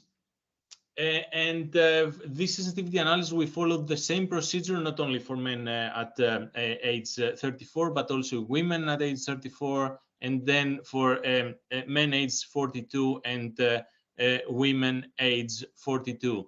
Again, analysis is ongoing, and we hope to have this preprint ready in the next couple of months, next month or two. Richard, next slide, please.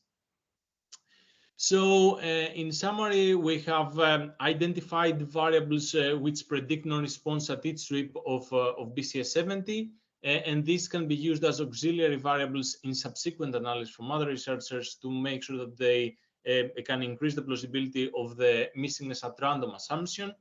But as we showed here, if we think that we have an external benchmark, then we can extend this approach for missingness not at random mechanisms. In some cases, again, we need an appropriate external benchmark, and we can, from some simple test analysis, we have shown that our approach performs well. I mean, we have like very similar findings compared to NCDS.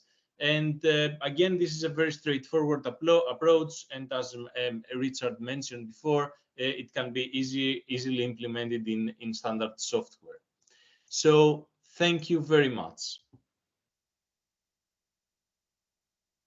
Great, thank you very much for that. So yeah, as Michaela says, hopefully these results and further information will be available soon. And just to note that the delta adjustment method that was suggested there as a potential sensitivity analysis when you're thinking about a missing not at random mechanism, there's an example of an application of that within the NCDS missing data user guide that I mentioned before too. So I think we've got about 15 minutes left, so hopefully I can get through the rest of this in just about that amount of time. As I said, we would start by describing this process in more detail for the first studies, and then hopefully you've got to grips with the sorts of process and ideas that we're talking about now. So I will go very quickly through some of the other stuff and really skipping over some of it completely. So, for example, in next steps, we've gone through a very similar data-driven approach to identifying predictors of non-response. We've gone through very similar test illustrative applications, looking to see if we can restore sample representativeness by using this proposed approach, both internally relative to distributions of fully observed variables within the survey earlier on at baseline, and with reference to external population benchmarks. That information is contained within this working paper. Again, full reference at the end of this presentation. And this is under review, so hopefully will appear in a journal before too long.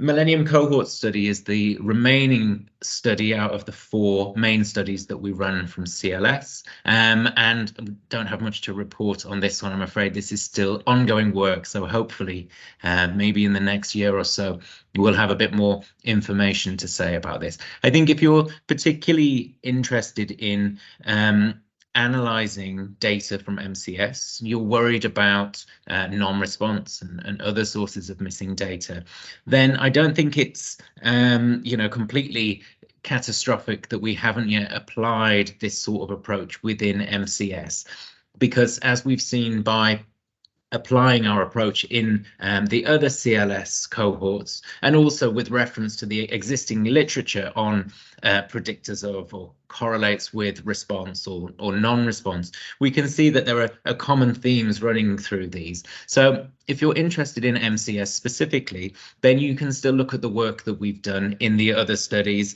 You can still look at the missing data user guide that we have in NCDS for the method itself. And I think that should really be able to help you identify similar looking variables in MCS that this prior work suggests are likely to be predictors of non-response. And of course, you can check that empirically within your own work. Once you have the variables available, you can see whether they are truly predictive of non-response.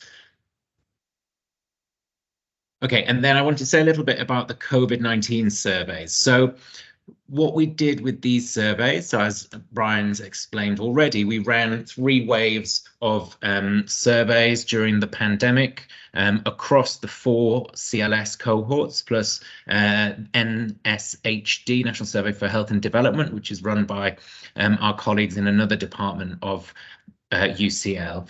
And in these, we took a slightly different approach to dealing with the issue of non-response. And I think mainly here because it was very time-sensitive work. Obviously, people wanted to analyze these data very quickly.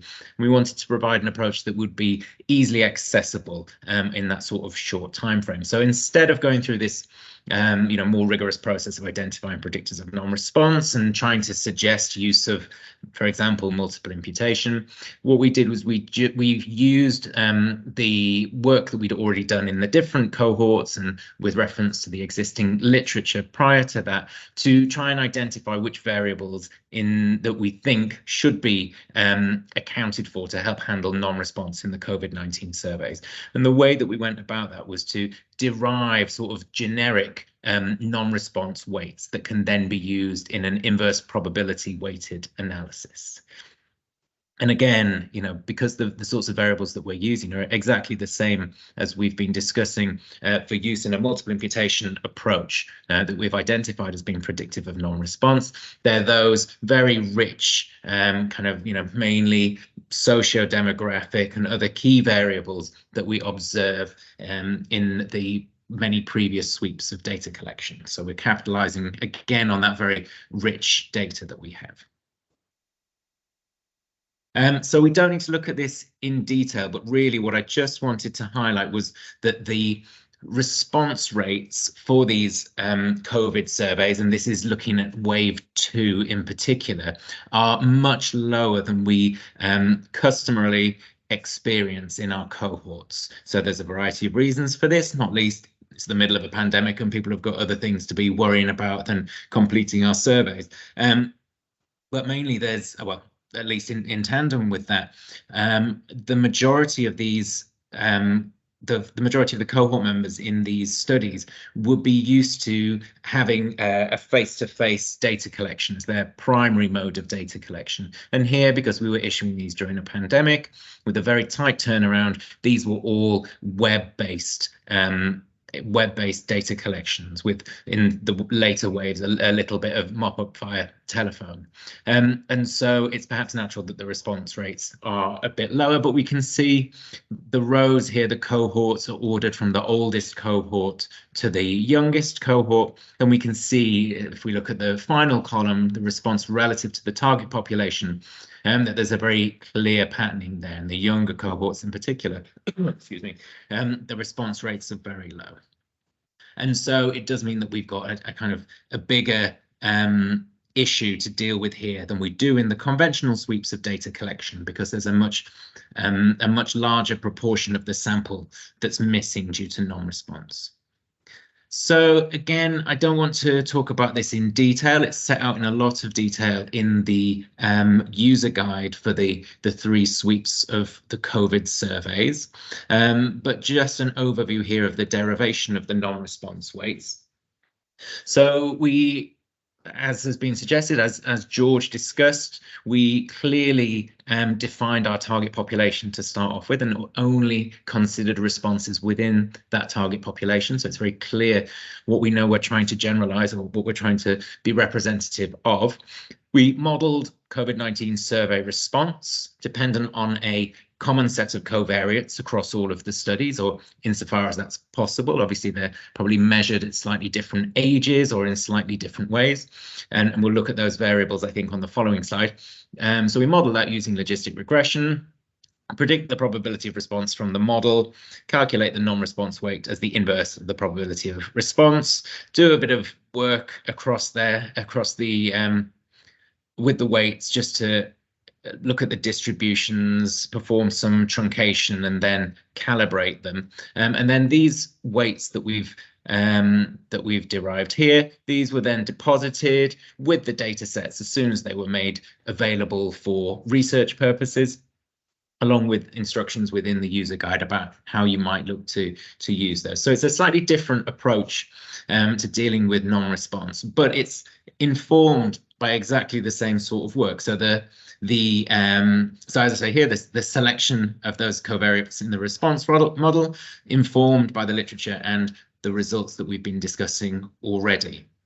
And as I already said, we've aimed to use broadly the same set of variables, but it's not always possible. Full details in the user guide.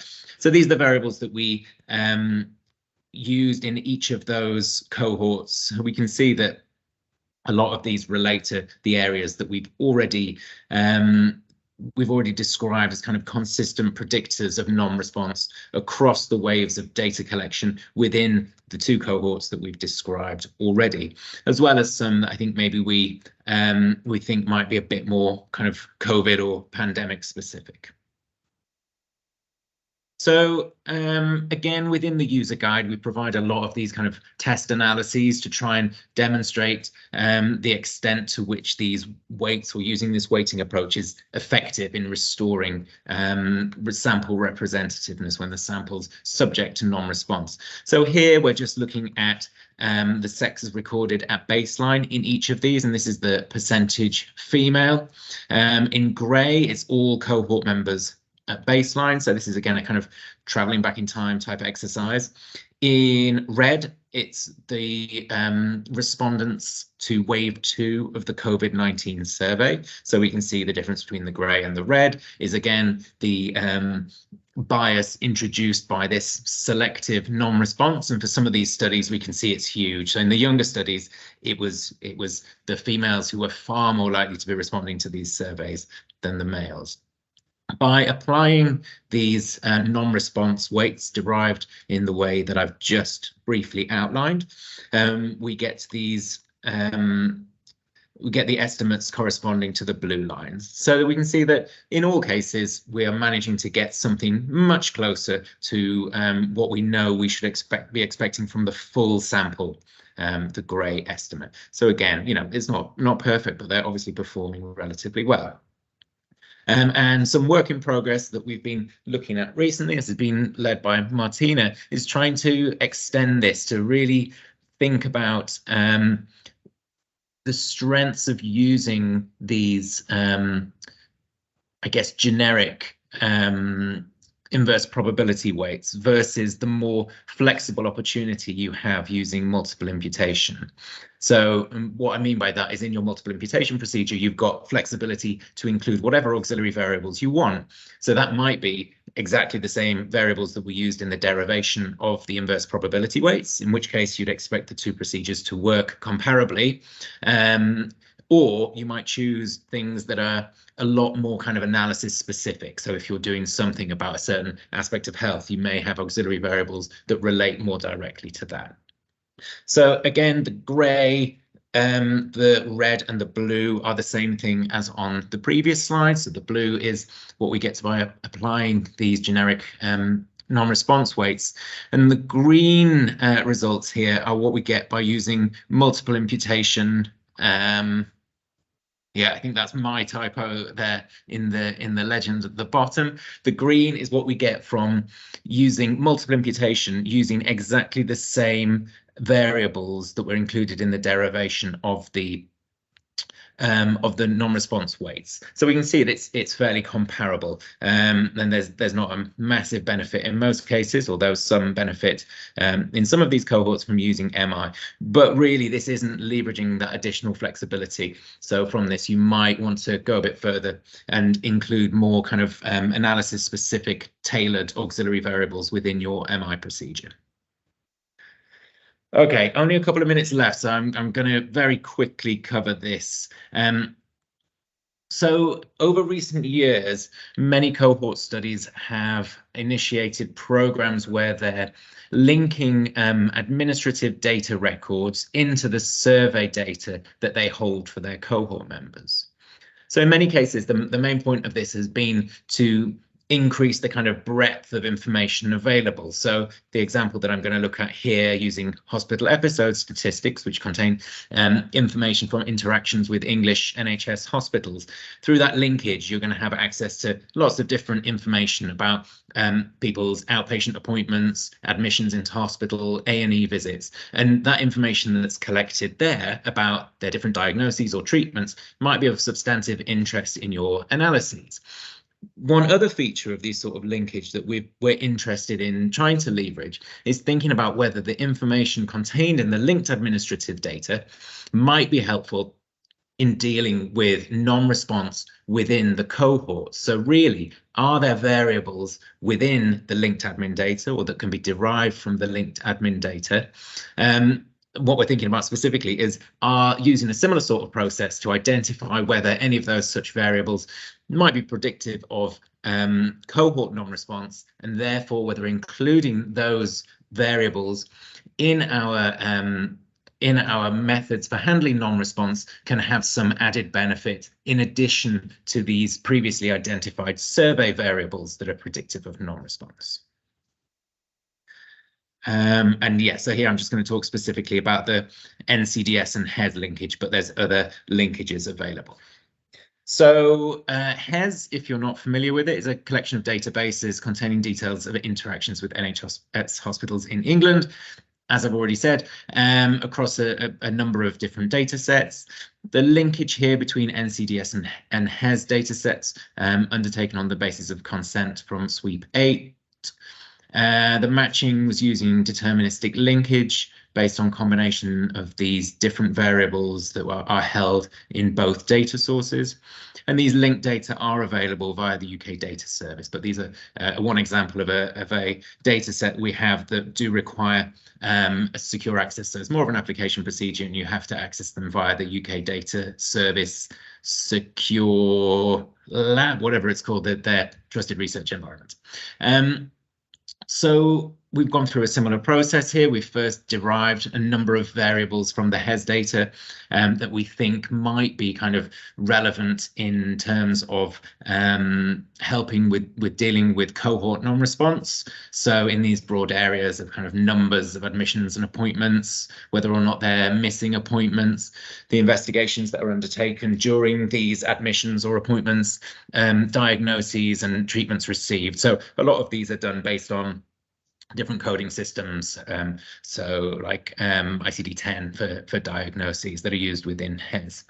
We used a similar approach, looking specifically for predictors of non-response at NCDS wave 9, so just considering a single wave of data collection because of really the timing of the availability of the HES data makes this the most likely sort of candidate where this information might be helpful.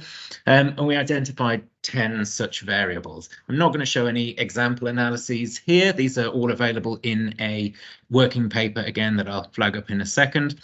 But in these kind of test analyses, we were, doing very similar things, either this traveling back in time or using external population benchmarks to see if we can help restore sample representativeness.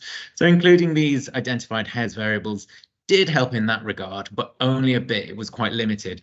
And when we tried using these Hes variables, in addition to the previously identified survey predictors of non-response, there's essentially no additional gain. So it's an interesting exercise, but we, at least for the rather limited examples we've been able to undertake ourselves, and we didn't find that there was particular added value of including these Hes variables in our analyses. However, where they might be particular value in these is if you're performing an analysis using cohort data, you've got missingness in a certain variable, and you know that within Hes, there's another variable that's likely to be correlated with the underlying values of that variable that's subject to missingness. And in that case, which isn't what we were looking at specifically, in that case, I think it's probably worth considering using these additional data sources if access is possible. This is the working paper that I just referred to. It'll be full reference in a second. I've already gone a few minutes over, but I think we're pretty much there. So I think George has flagged this up already. There's a handling missing data page within the CLS website that we should try and ensure we keep up to date with links to all of the different resources that we've got, because there's now an increasing number. So the first one here is the JCE paper looking at this approach in the NCDS. The second one is a letter to the editor that we wrote recently, which shows a few more examples of how the application of this approach can be helpful. And here we were using the ONS longitudinal study as the kind of reference that we were comparing to. And then the final one is the user guide that we've mentioned a few times. A few more. The top one there is the working paper relating to our work in next steps. The next is the user guide for the COVID-19 surveys, which contains information on the derivation and application of the non-response rates. And the final one is what I've just been talking about, using linked Hes data in NCDS. So these slides will be made available to everyone who's registered afterwards. So hopefully these clickable links will be a bit more useful at that point when you've got the slides in front of you. Thank you very much. Yes, so I'll be talking you guys through a practical example, hopefully not too long, so we have time at the end for questions, which I guess most of you will be waiting for. When we started having these missing data workshops before COVID, in fact, there used to be like in person, a small group of people coming in, and we would have the theoretical part that you just listen to in the morning and then have like a long practical part in the afternoon. So we can't do that. We during COVID, we went online with this event, and we had to think of other ways of how to present, how to give you a practical demonstration. Now, I would have loved to open Stata and do like a live demonstration of what I'm going to show you, but to avoid technical issues in such a setting, we then decided to basically present screenshots of data, of Stata, to make it look like this is what it would look like if you would run this example in your Stata. So hopefully this will be just as good as the other thing that we were doing. 1 second. Yes. So I'll talk a little bit about the concrete example that we will be looking at. I'll show you what would happen if you would run a complete case analysis for this example. And then we talk a bit about the exploration of missingness in the data that we're using. We'll then come to the conclusion that we need to use multiple imputation as one of the methods to deal with the missingness. And I'll show you how to decide what auxiliary variables to include in the MI, how to set up the MI, how to run the MI, and how to check the imputed values before you then continue to run your analysis for the concrete example on the imputed data. So first to the example that we're using. This is an example from the NCDS cohort. And if you want to look up on the internet what Richard already pointed to, the NCDS missing data guide, user guide, you'll find the exact same example that I'm talking you through now, and you can see it there in much more detail as well, as I will have time to show today. The only difference with the data that I'm showing today is that because it was designed to be a practical example that people coming in could run themselves, we did two things. We reduced the number of covariates in the model to make it more feasible to run. And we also alternated the data somewhat to create pseudo data. So although the variable names and the properties of the variables that you will see in the demonstration today look exactly like the ones in NCDS data, it is actually not the real data. So any results that I'm showing to you should also not be looked at or interpreted as if I was presenting real data. So what we will look in the example is we'll look at how partnership status at age 42, which you will see here as par stat 42R, partnership status at age 42, how that predicts total income at age 55, which is log total income 55. So let's just have a look at the data. You can use whatever favorite commands you use for exploring your variables. I'll use summarize. And total income at age 45 is a continuous variable. It is measured in British pounds per week. And it has been log transformed prior to the analysis to deal with the characteristic skewness of income data that we usually see. Now, looking at partnership status at age 42 in NCDS, we see that it's a 3-leveled categorical variable, and the categories are married, cohabiting, separated, divorced, widowed, and single, never married. And in addition to partnership status at age 42 and income at age 55, we want to include a number of covariates in our model to make this more like a real-life example of when we run analysis, we never just have two variables. We want to make it more rich. So we have a bunch of covariates, which you would usually have, like, for example, the sex of the child, low birth weight, whether the mother worked between birth and age 5, and so on. Now, if we would run a complete case analysis, just ignoring that there might be missing data at all, we can do that. We can use a linear regression. In Stata, we use regress, and then first our outcome variable, total income at age 55, then partnership status, and just include all the other covariates in the same line. And what you will get is you get some results here. And for example, you see that in the category of single, never married, you have a negative regression coefficient, which is also significant, of minus 0.37, around like that.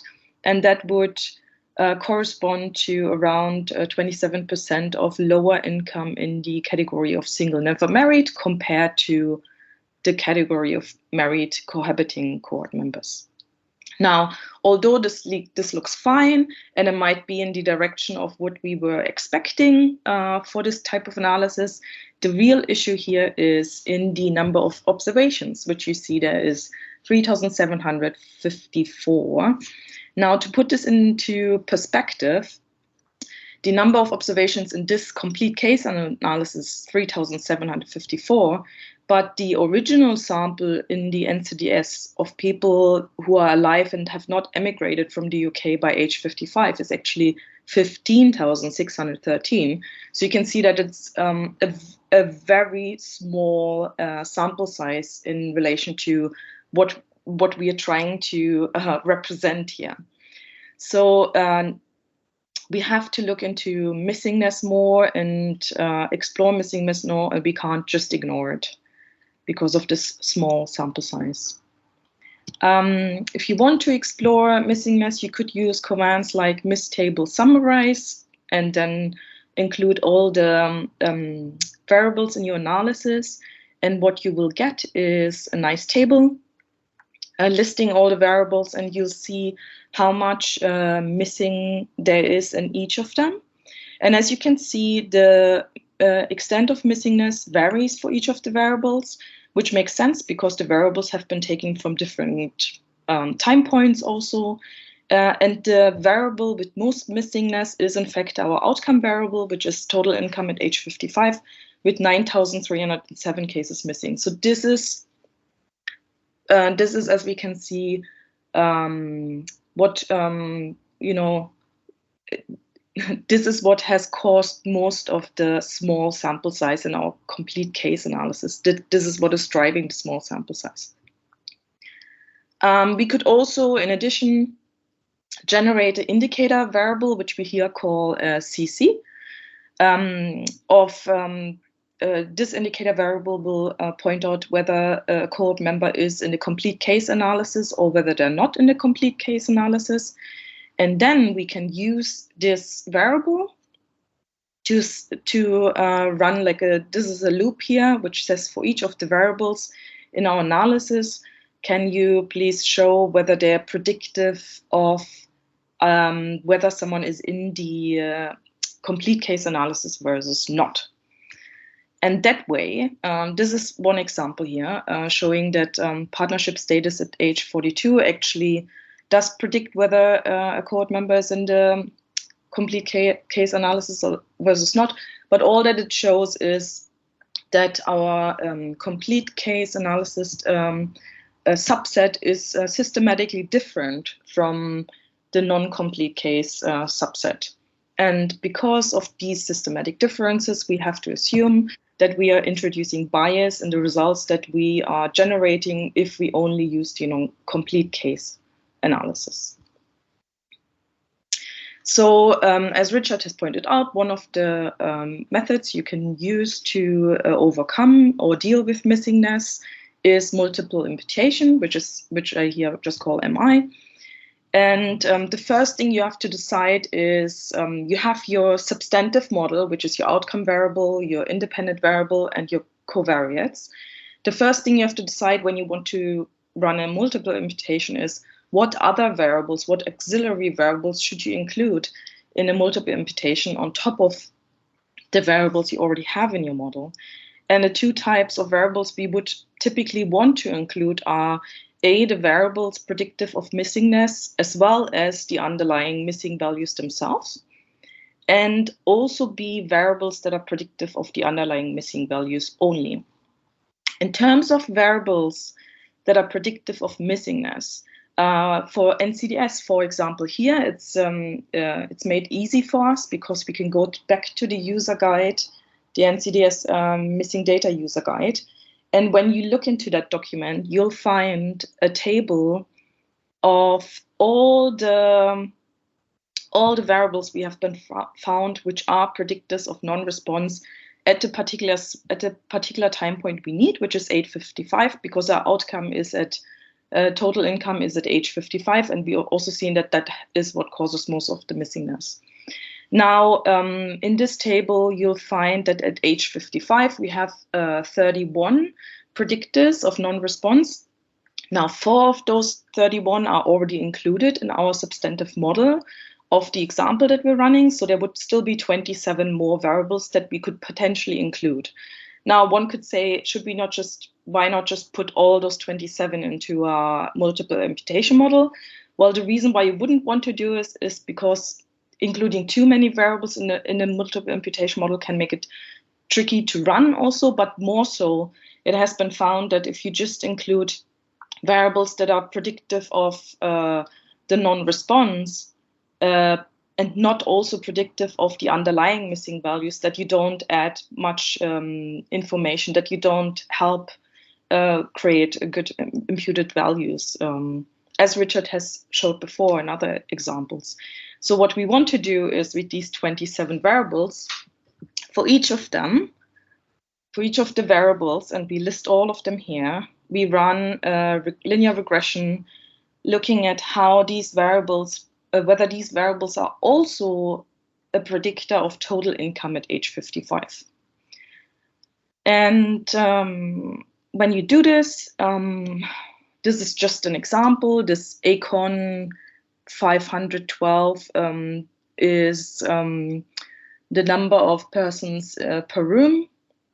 And you can see this is one of the examples. Many of the variables are significant predictors of total income at age 55, as well as originally being predictors of non-response at age 55. Now, at this point, you can sort of set your own cutoff point, and you can be as strict or as open as you want to, depending on how many variables you have who you know are predictors of non-response, and how many of those are also significant predictors of total income at age 55. Here, since we have quite a lot, we used a very strict cutoff of p-value of 0.001, and there were 18 of the 27 who met that cutoff. So 18 of those variables continue to come into your multiple imputation model. The other set of variables that we want to include are variables that are predictive of the underlying missing values only, so predictive of total income at age 55. Now, these variables we'll usually find using theoretical knowledge, but also by exploring our data and things we just know are related. And in this, for this example, we used total income at age 50 because, based on theoretical knowledge, but also based on previous data exploration, we know it is a significant predictor of total income at age 55. And it is measured in a similar way. It's also continuous variable, was also log transformed. You can then go on and just confirm that by using this linear regression here, that total income at age 50 actually is a significant predictor of total income at age 55. And you'll find, yes, that it is. It's a good predictor variable. So that's an example of a variable that we would include just because it is a good predictor of the underlying missing values that we have. So to summarize, all the variables that should go into the multi-imputation models are the 11 variables we have in our substantive model. That means the outcome, total income at age 55, then our exposure, relationship status at age 42, the 9 covariates that we have. Then in addition, we found variables, 18 variables that were associated with non-response, as well as the underlying missing values. And then in addition to that, we include one predictor that we know is a strong predictor of the underlying missing value, which was income at age 50. So these are all the variables we would want to include in a multiple imputation model for this particular example. Every analysis is different, so every analysis would require a different set of variables. Now, how would we set up the MI in Stata? Just for the setup, you have to use a few commands. The first one would be mi set wide, or it could also be mi set long. For this example, we put mi set wide. It just specifies the format in which the data is in the data set. So the data is in wide format. When you put that, nothing happens. It's just basically telling Stata the data is in wide format. The next thing you will do to set up the multiple imputation in Stata is to register all the variables that you want to include in your imputation model. It's just very simple. Mi register imputed, and then you list all the variables that we've just discussed. That too doesn't do anything. It just tells Stata that these are the variables you register for the imputed for the multiple imputation. Now, now we would start to run the multiple imputation, and for this, this is a little bit of a longer command in Stata, and it has multiple parts. And to go through this, I'll first open the help menu. If you put help mi impute chain, then you get the help menu for the multiple imputation, which uses chained equations. It looks like this. And if you scroll down in the help menu, you see that it will specify different methods that multiple imputation uses for different types of variables, and this is important. So for the first thing is regress. For continuous variables, the multiple imputation model would use a linear regression. So you put all the continuous variables under regress, and then there's logit for the logistic regression of all of the binary variables in your model. There's ologit for which means ordered logistic regression for all the ordinal variables in your model, and there's mlogit, so multi-nominal logistic regression for all the nominal variables in your model. So before you start running the multiple imputation, you have to really know each of your variables and how are they coded? Are they binary? Are they continuous? Are they ordinal variables, or what are they? To put them in the right spot in the multiple imputation command. So down here in the command window, you see this would be the whole syntax for the multiple imputation. It's very small, and it's also difficult to see the certain parts because there's so many variables. So what I will do is I'll put it up a little bit bigger and also just put the parts of the Stata command here and just put v1 and v2 for for the variables that would come in its place. And the way this is structured now is this is optional. You don't have to do this, but we usually first open a log file, log using, and then give it a name. And then at the end of the multiple imputation, we close the log file again. And that can just be useful if you run into any problems with your imputation or with your imputed values later. You have the file to just go back through to see if there were any issues reported, if there are any warning messages or things like that. Then comes the main part of the multiple imputation model in Stata here. The first line that you put is "am I impute chained?" And this will tell Stata to run the imputation using chained equations.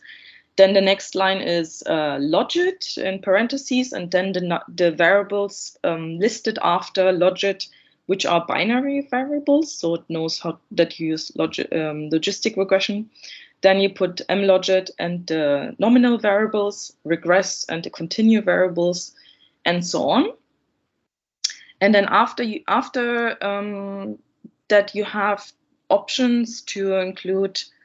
You can include certain options for the multiple imputation. These are just some examples. We put usually our seed to specify a random seed number that helps you to reproduce the results, the exact results again, if you would choose to run it, if you ever needed to run it again. Dots just displays dots as the imputation is performed, so you know it's not frozen, it hasn't stopped, it's still running. Noisily returns output for each of the imputations. Force proceeds with imputation even when a missing imputed value is encountered. So that's an example for something we just add as an option to just help the multiple imputation model to really run through, because sometimes you get stuck and it won't continue running. So we like to include this. Add, and in parentheses 5, specifies the number of imputations. Now we run this one with 5 imputations now, just to see if the imputation runs. Usually we would not recommend to only run your model with 5 imputations, but more like 50 imputations or something like that. But you can do that after you know that that everything is running correctly. Save trace saves summaries of imputed values from each iteration. And I'll show you later how that can be useful to run. And just replaces old imputations if there are any. And that's it. And the last line that I haven't flagged here is save and then a name for your data file, because you want to be sure that after running the multiple imputation, sometimes it can take quite some time, that you actually save your imputed data that you have done for later use. Right, and here I've just highlighted down in the command box, you see how this would look with this concrete example, with all the variables included that we are using for this example. And I highlighted the parts of the command that we just discussed. Now, when you have run this and you look back at your data file in Stata, you'll see that after the list of variables as there were before, you now have additional variables in your data file. And the first one will be this _mi_miss, which is just an indicator variable which Stata generates to show that this is now an imputed, a multiple imputed data set, and it uses this for running analysis on it later. And then you will see the _1 is for the first imputation, _2 for the second imputation, and then the variable name. So for each of your original variables, the original variables in the top of the data file will still include missing values, but the underscore and then variable name, these variables will now include the imputed value instead. So you see all of them. Yeah, that's just what changes after you run the multiple imputation. Now, before you run any analysis on the imputed data, it is always good to pause and check whether your imputed data seem plausible and seem to make sense, to make sure nothing has gone wrong. And Richard has actually included many. There are many other ways of doing this in the NCDS missing data guide. I'll just give you an example here. So this is where the safe trace data become useful.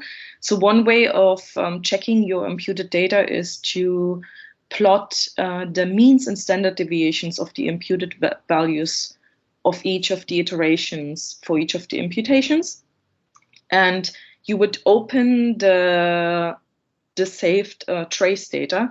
If you can see here in the variable name, it actually says MI50. So this means what I'm showing now is not an example that has been run with 5 imputations, but it's an example that has been run with 50 imputations. And what the comment down here shows is for each of the variables, we use a command called xtline, which is very useful because it can help us plot the means and standard deviations for each of the imputations in a different color. And then because it's different colors, I'll show you, then you can see some certain trends. And yes, this command just loops through all of the variables and plots all of the means and standard deviations for each of the iterations and each of the imputations. So when you run something like this, it will look, this is what you get as a figure.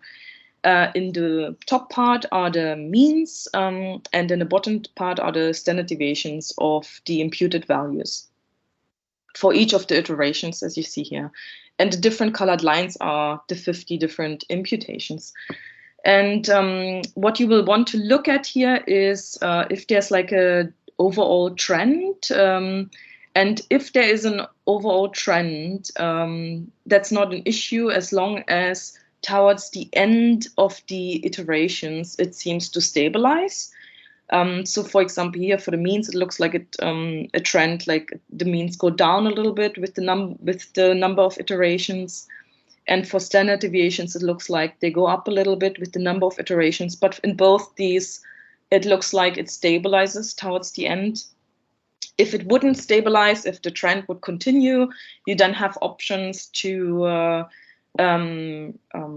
re-specify your model and run it again with a larger number of iterations in this first burn-in period, which is what they call. Yes. Now, before I start on the analyzing the imputed data, another check for imputed values could also include just looking at the distributions of each of the imputed values compared to the original distribution. For example, using histograms, All this, as I said, you can find, if you're interested in this, you can find a much more detailed description of it in the NCDS missing data user guide.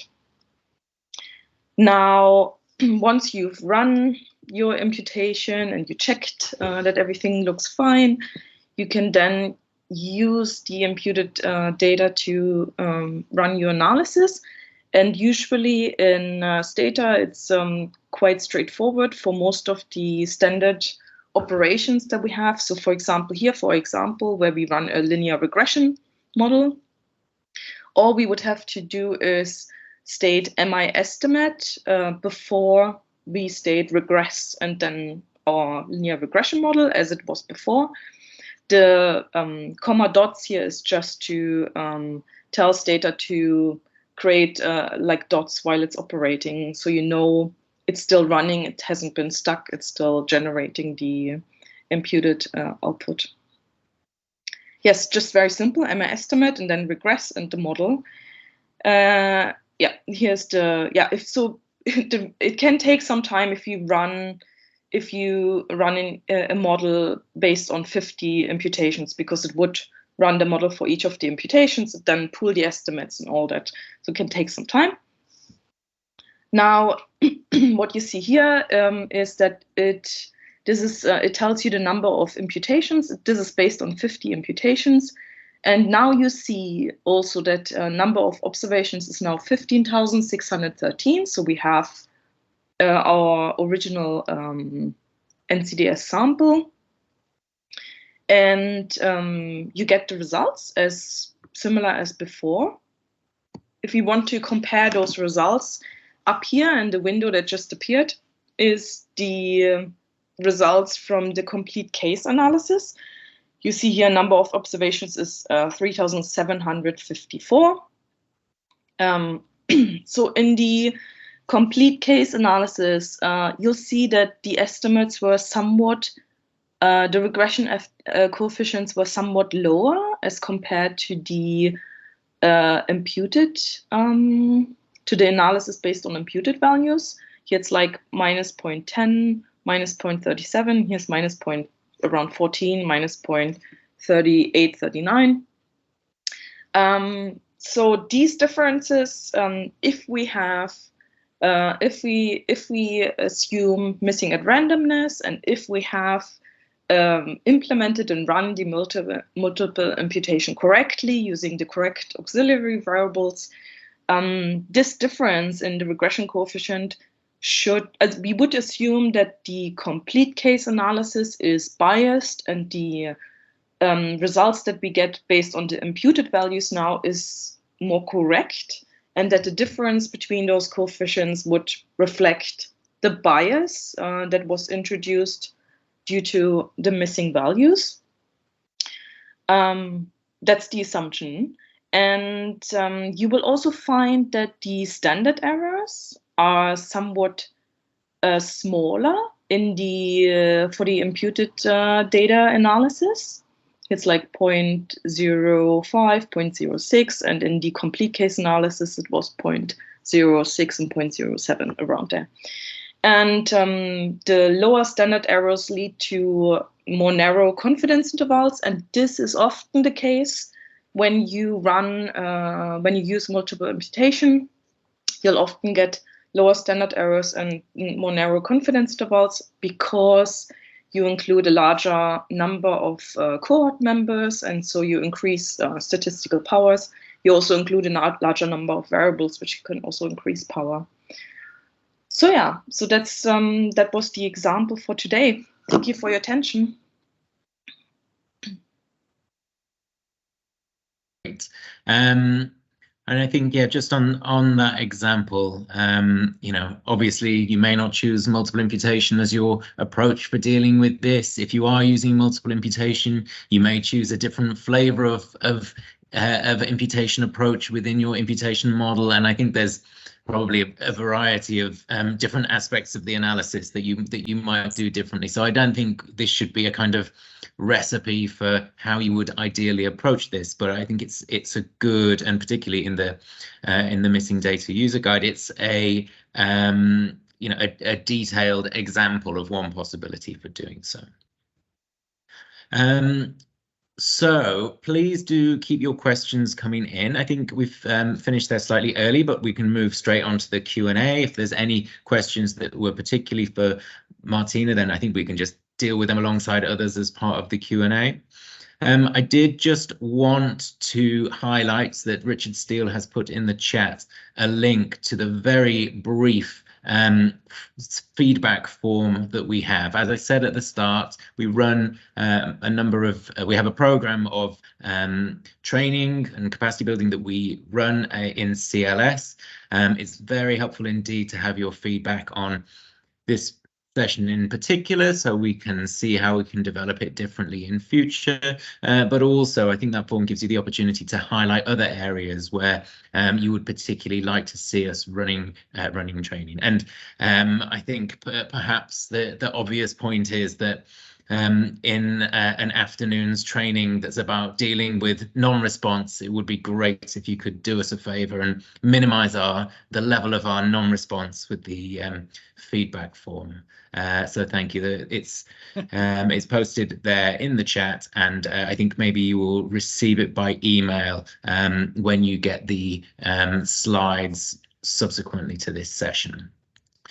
So I see that there's already been a number of really interesting questions in the chat going back some time. So I think we should probably try and address those in some semi-systematic way. But one thing that I did immediately see, that there was a number of queries and discussions that were really about how you would attempt to account for the complex survey that we have in some of our cohorts within your multiple imputation approach. I think this is probably all specific to multiple imputation.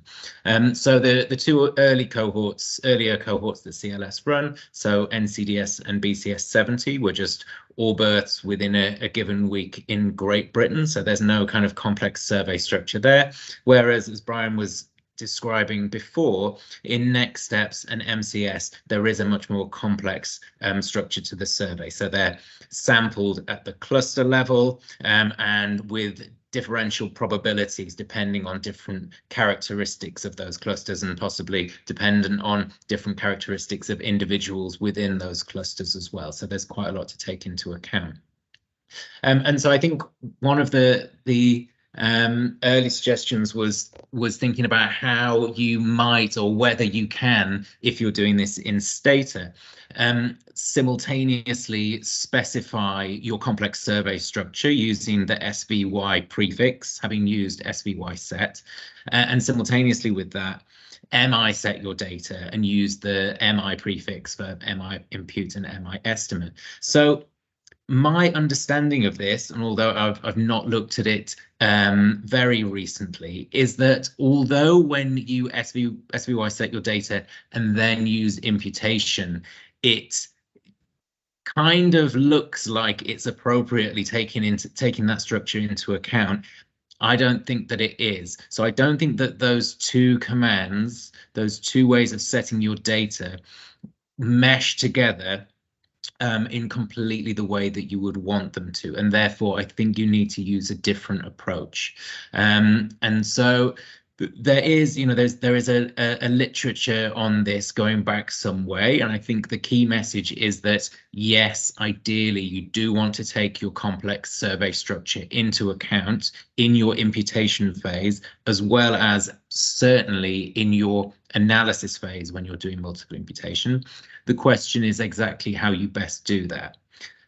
So my experience of this is more in Stata rather than R, and things might work slightly differently in R. But as I say, I don't think that combination of SVY and MI does correctly take all of that into account. So what you can do in Stata, and presumably in R2, you can certainly weight. So a lot of the complex survey structure, one aspect of that will be that certain individuals will be sampled with greater probability than others, and this is handled in the analysis by a differential weighting approach, so that you can use that weighting in your imputation model. Certainly if you're using chained equations, each of those kind of imputation submodels could be weighted in the same way that your analysis model would be weighted. So you could use that to take into account at least that aspect of the design. But having discussed this with a few people who are, really expert in the missing data multiple imputation field, it's not really felt that that's necessarily the best way forward. There are other options. So you could include the weight within your model as another covariate. So just having a linear term for the weight, and I think, if it takes certain ranges of values or it's more continuous, then that might be a more sensible approach than others.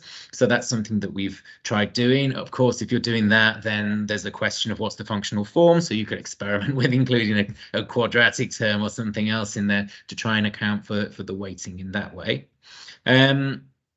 Other things that you might want to do are, if you have a stratified sampling design, then you could deal with that in different ways. So you could use a conventional multiple imputation approach, but do it on a stratum specific basis. So essentially impute separately within each of the strata.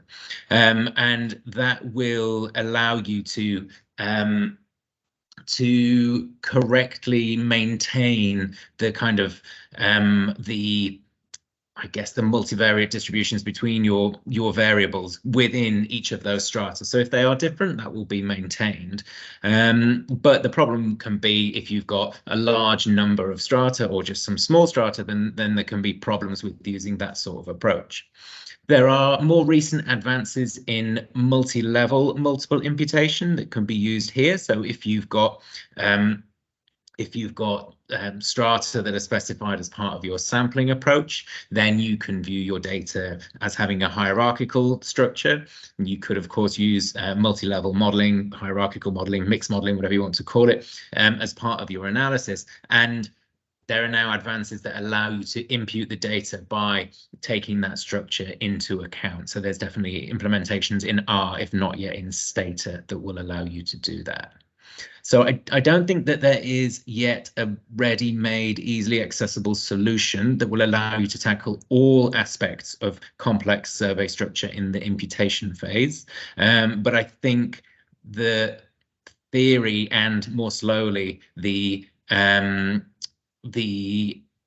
implementation in standard statistical software is getting moving in that direction. I'm not sure if anyone has anything else to say on that. Can I add something very quickly, Richard? I think please. Fantastic response. Very quickly to say that, and in the sense there is what we're trying to do here is approximate the compatibility of the imputation phase with the analysis phase. The problem here is in the imputation phase, and it's a software issue, not less of a theoretical issue. That's my understanding as well. But to give you an example, but in practice, we have seen, for example, we can replicate travel back in time and so on complex surveys by this approach. Now, you might say, yes, but that might not work in theory, but it works in practice.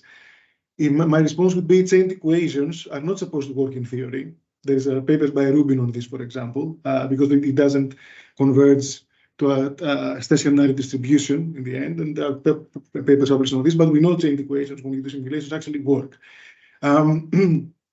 Also, there is no theoretical reason, or I cannot think of a theoretical reason why Rubin's rules would not apply post-imputation when we calculate within and between variance.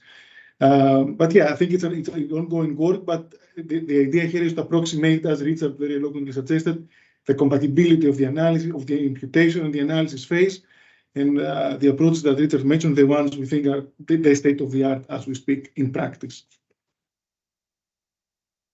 Thank you. And I think that probably attempting to account for bias due to missing data and not perhaps being able to fully account for complex survey structure is probably a step in the right direction relative to not accounting for that bias due to missing data at all. So I think it's probably a bit about being pragmatic and doing as much as we can within the confines of available solutions. Just acknowledging the remaining limitations, but being aware that we're moving in the right direction. Richard, very quickly, and then I promise to stop, not forever, but stop for now.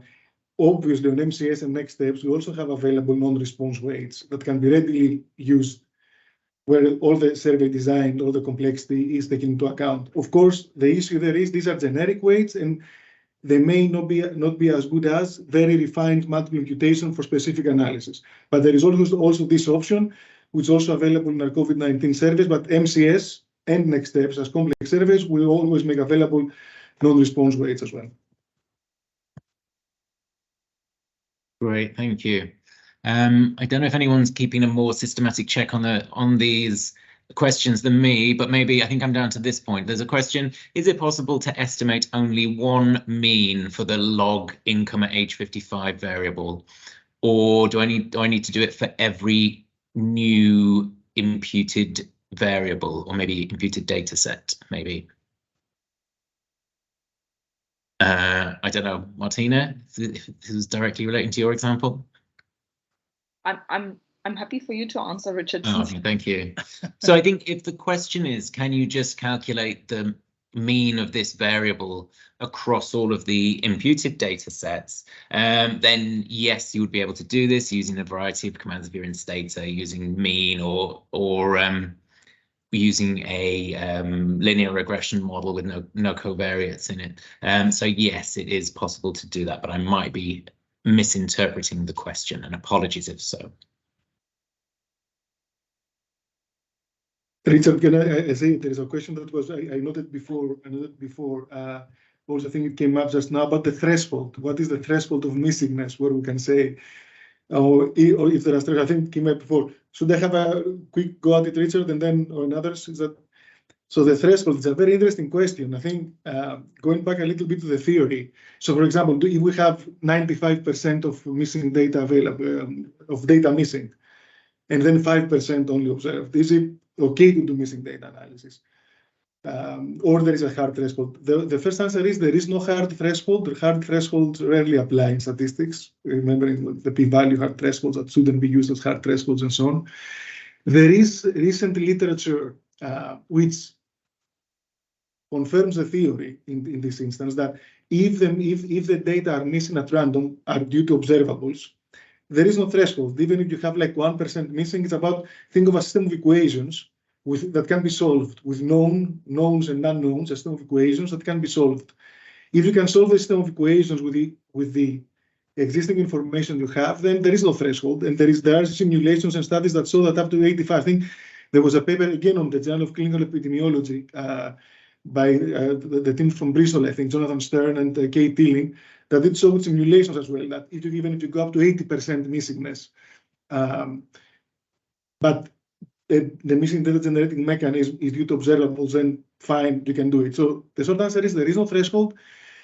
There is a little bit of a threshold the other way around. If your missingness is less than 5%, yeah, no matter how these missing data patterns behave, not much will change in your analysis. So I wouldn't worry about missingness if it's less than 5%, perhaps even 10% and so on. But in terms of how much missingness invalidates the results, it depends on the missing data generating mechanism.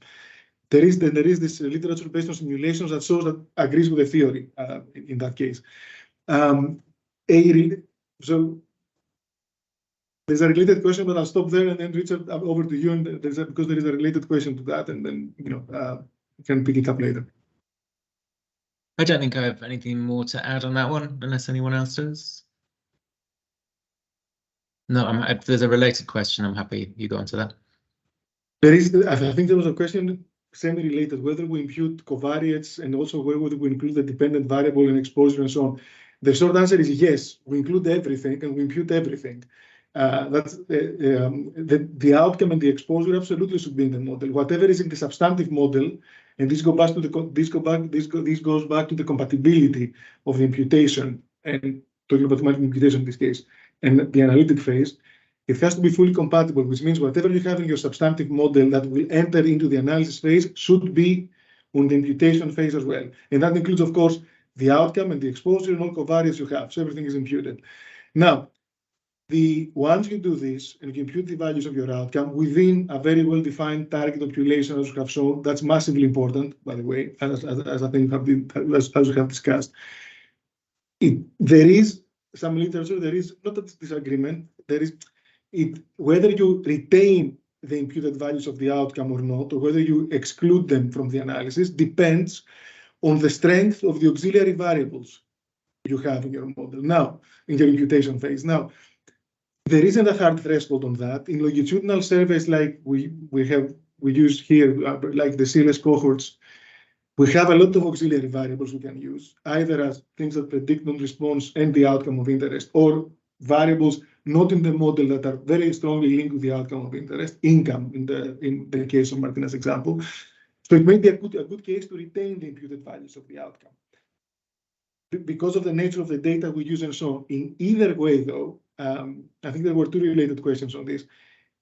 The dependent variable and the independent variable should be imputed, and of course they should be part of the imputation phase. That's kind of there is a consensus there in the literature, in practice, and so on.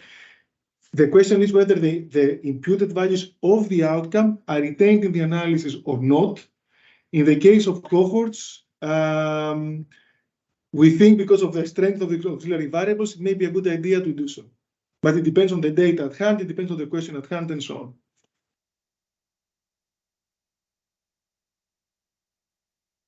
Yeah, thank you, George. And I think maybe to give some intuition, if it's not clear to people why analyzing imputed values of the outcome variable in the absence of important auxiliary variables might not be a good idea in I guess the sort of limiting sensible case where your imputation model only includes the variables in your analysis model.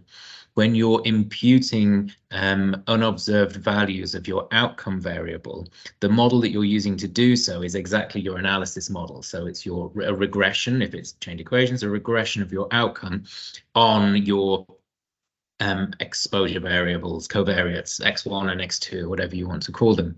And therefore, you wouldn't be gaining any additional information in those imputed values of your outcome variable beyond the information that's already contained within the kind of the system of variables that are used in your analysis model. So there's not much opportunity for gain, but I think there is a possibility that you're just adding some extra noise by part of this process, and therefore there is some downside to doing so. So as George says, it's not clear exactly what the criteria should be from the existing literature in terms of the strength of auxiliary variables that you should have before certainly analyzing imputed values of your outcome variable. But yeah, it's something to consider on a case-by-case basis. So there are also 2-3 new questions, plus another one that I think we have not addressed. One is in Martina's example. Let's see, I think it was Alina. Yeah, that how do we treat missing data in predictors and auxiliary variables? Impossible that we don't have like missing values. In Martina's example of multiple imputation for income, are there also simultaneously imputing all missing data in the covariates too? I think this is related with the mice approach. Do you want to say something to that, Martina? I'm really happy for you guys to answer the question. Okay, so yeah, for this one, yeah, I mean, of course we do expect to have both in the auxiliary variables, but also, you know, to have missing data in all the variables, and for this reason we use multiple imputation using chained equations, what we call mice, and this is like a flexible way to take into consideration missing data for all the covariates. It's kind of a rather complicated process, you know, to explain now how mice works. The idea is that you fill in all the variables with observed data apart from one variable that keeps the missing data, and so for this variable all the other variables have complete data, and you do that in many iterations, so for 10 iterations per imputation, and that's the most flexible way to deal with missing data in multiple covariates. That was one question about, you know, having missing data in more than, and that's the usual way. Usually, we do expect to have not only missing data in one variable, but in multiple variables. Michali, can I just say something 10 seconds and then over to you again on this one, because I think it's an important interjection. It's on all of these are on the paper as well, right? The great of these questions are also addressed in the paper, which we have the references there. But the reason why we prefer multiple imputation in the cohorts generally is that in the substantive model there will be missing data in the outcome, exposure, and the covariates, almost always, with some exceptions. And there will certainly be missing data in the auxiliary variables. And this is why chain equations and multiple imputation is the best approach. As Richard suggested, in cases where missing data are only observed in the outcome, for example, multiple imputation actually may not be needed, actually. So I'll just observe one of the main reasons we advocate multiple imputation is precisely because of that, because missing data is observed everywhere. It's not just in the outcome. And I'll stop there. So over to you, Michaeli. Apologies. Thank you. Yeah, thank you very much, George. So we have also another question.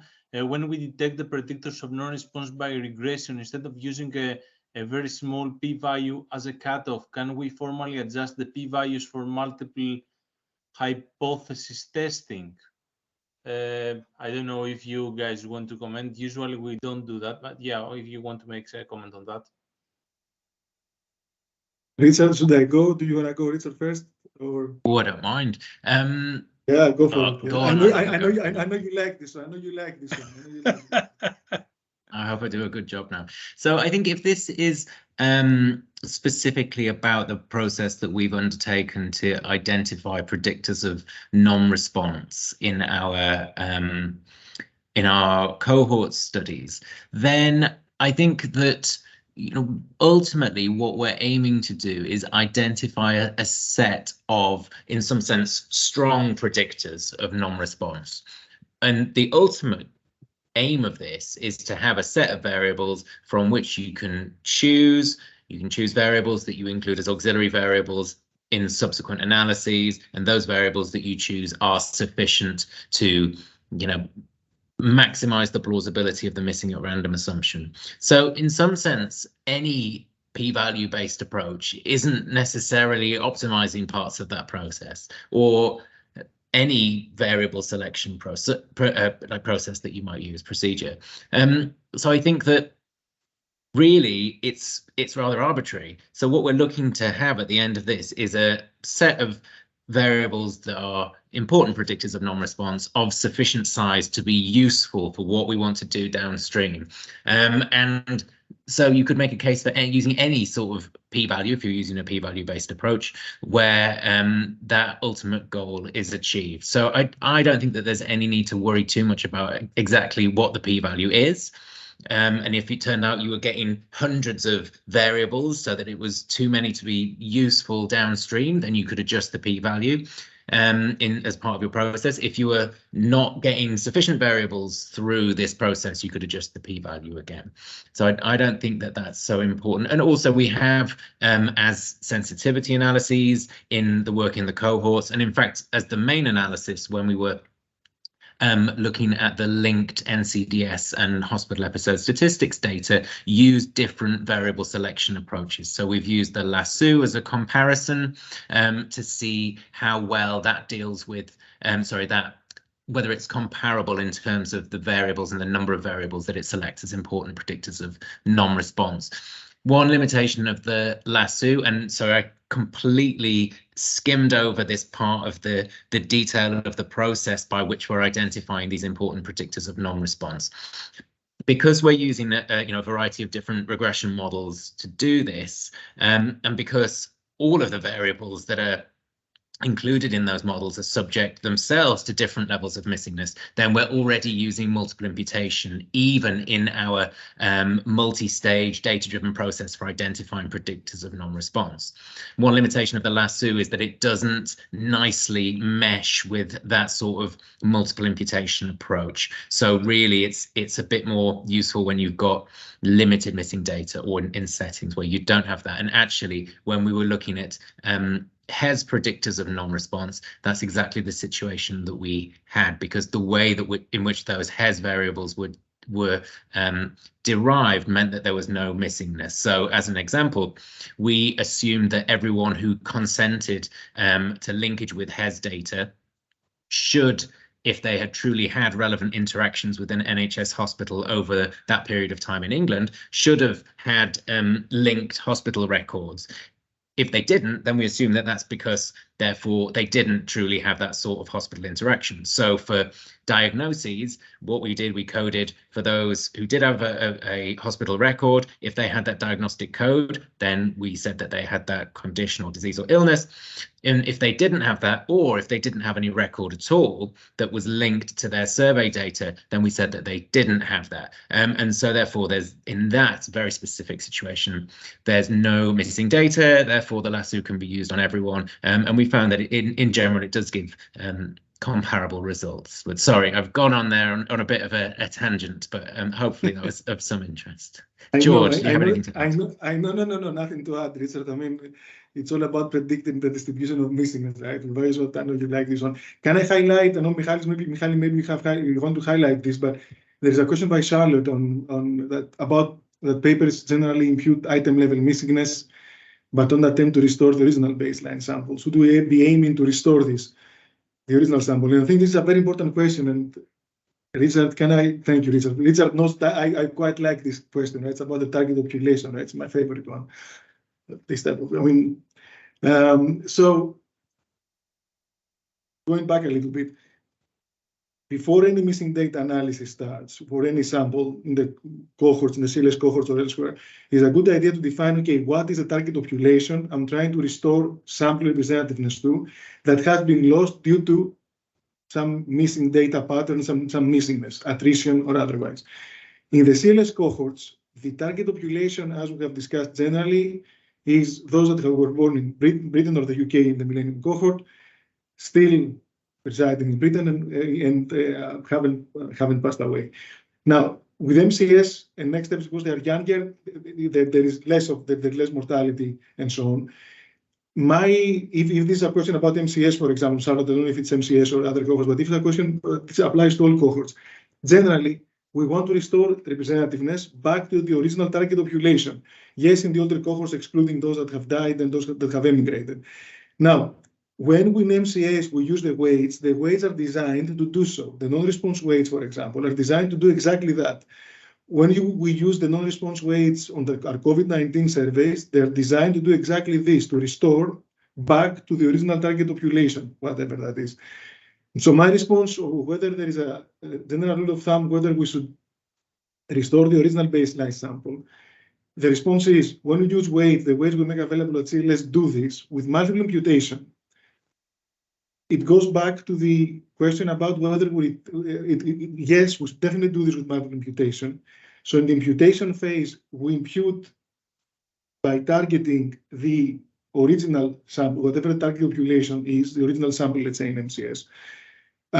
We do so by imputing the values of the outcome.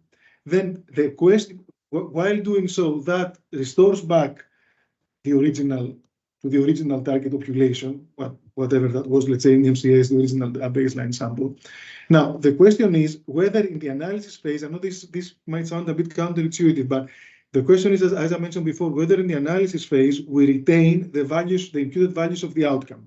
Now, we retain the imputed values of the outcome if we are confident we have strong auxiliary variables, which by this work that we will be doing on MCS, I think we will have strong auxiliary variables.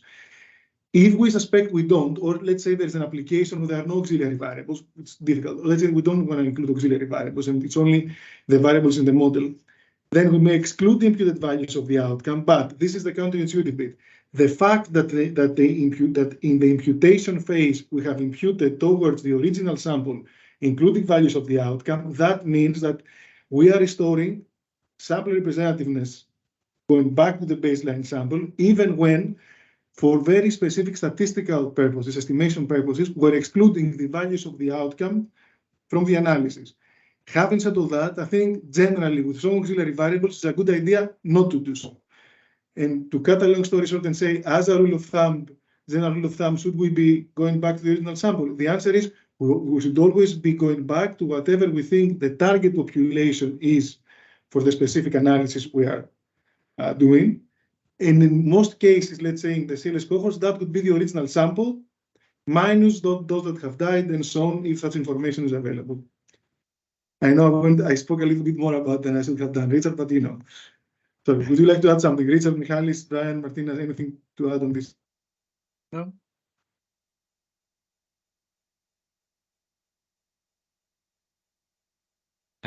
No, I don't. There's another question that's just come in, and sorry if I'm jumping ahead. I'll go back and have a look in a minute. Is there any additional advice on the number of imputed data sets, for example, from simulations? So I think that in the early multiple imputation literature, there was a suggestion that 10 or 15 imputed data sets would often be sufficient. But the more recent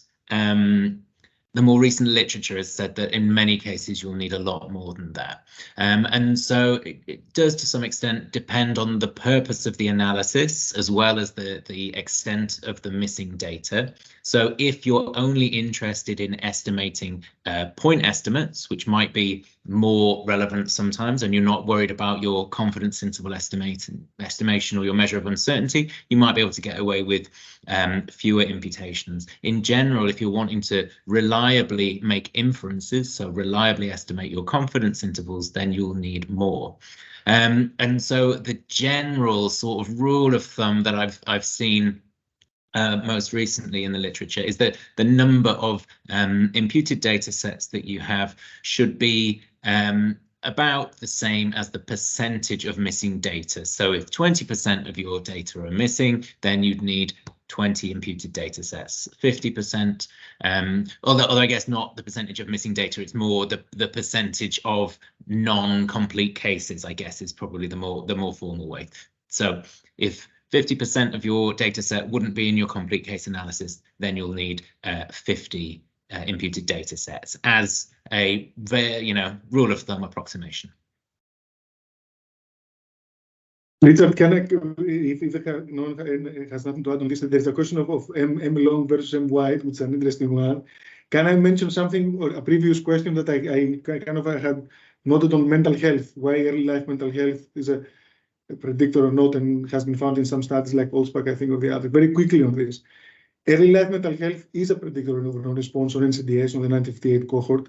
I think, Michali, it comes up as a predictor of non-response early life mental health in some of the sweeps of BCS70, but didn't make it on your slides.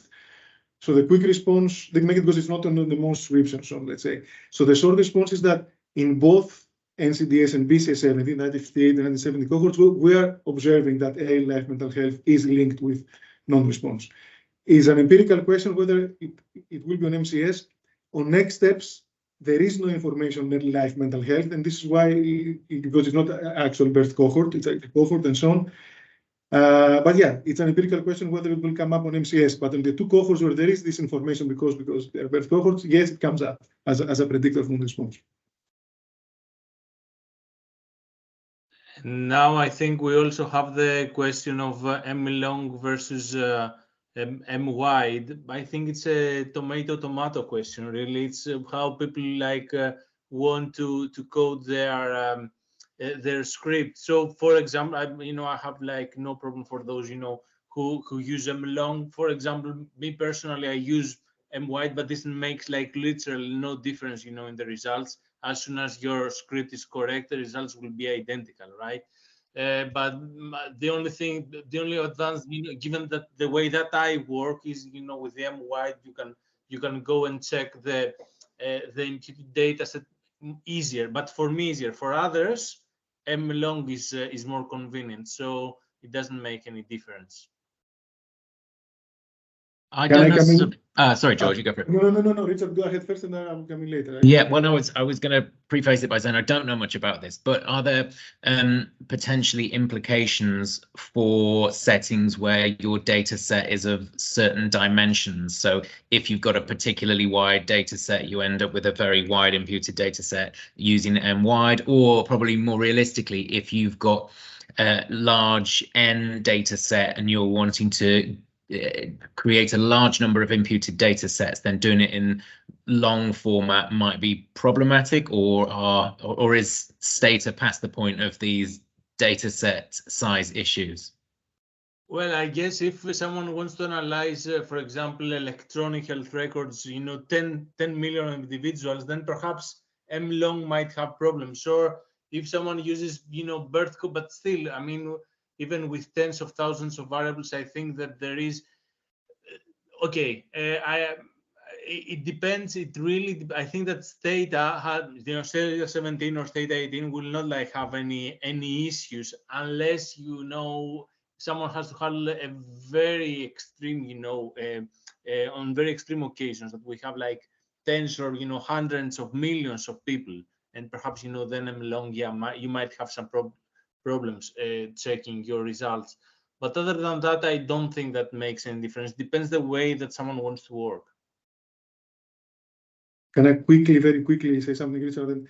I fully agree. I think the only, you start with them long, you have multi-level model, let's say, of course, there is compatibility there and so on, let's say, and of course, how important they are and so on.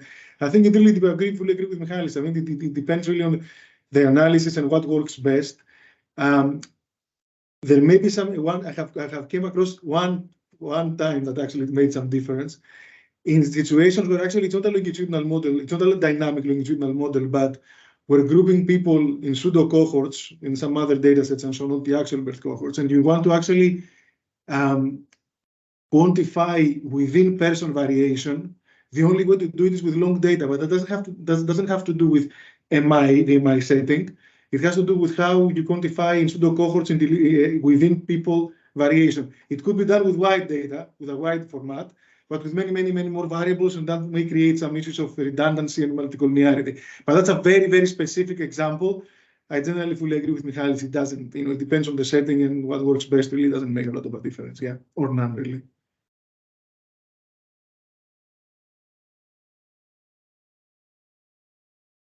Well, I think we've made it to 4:30 already. That's flown by.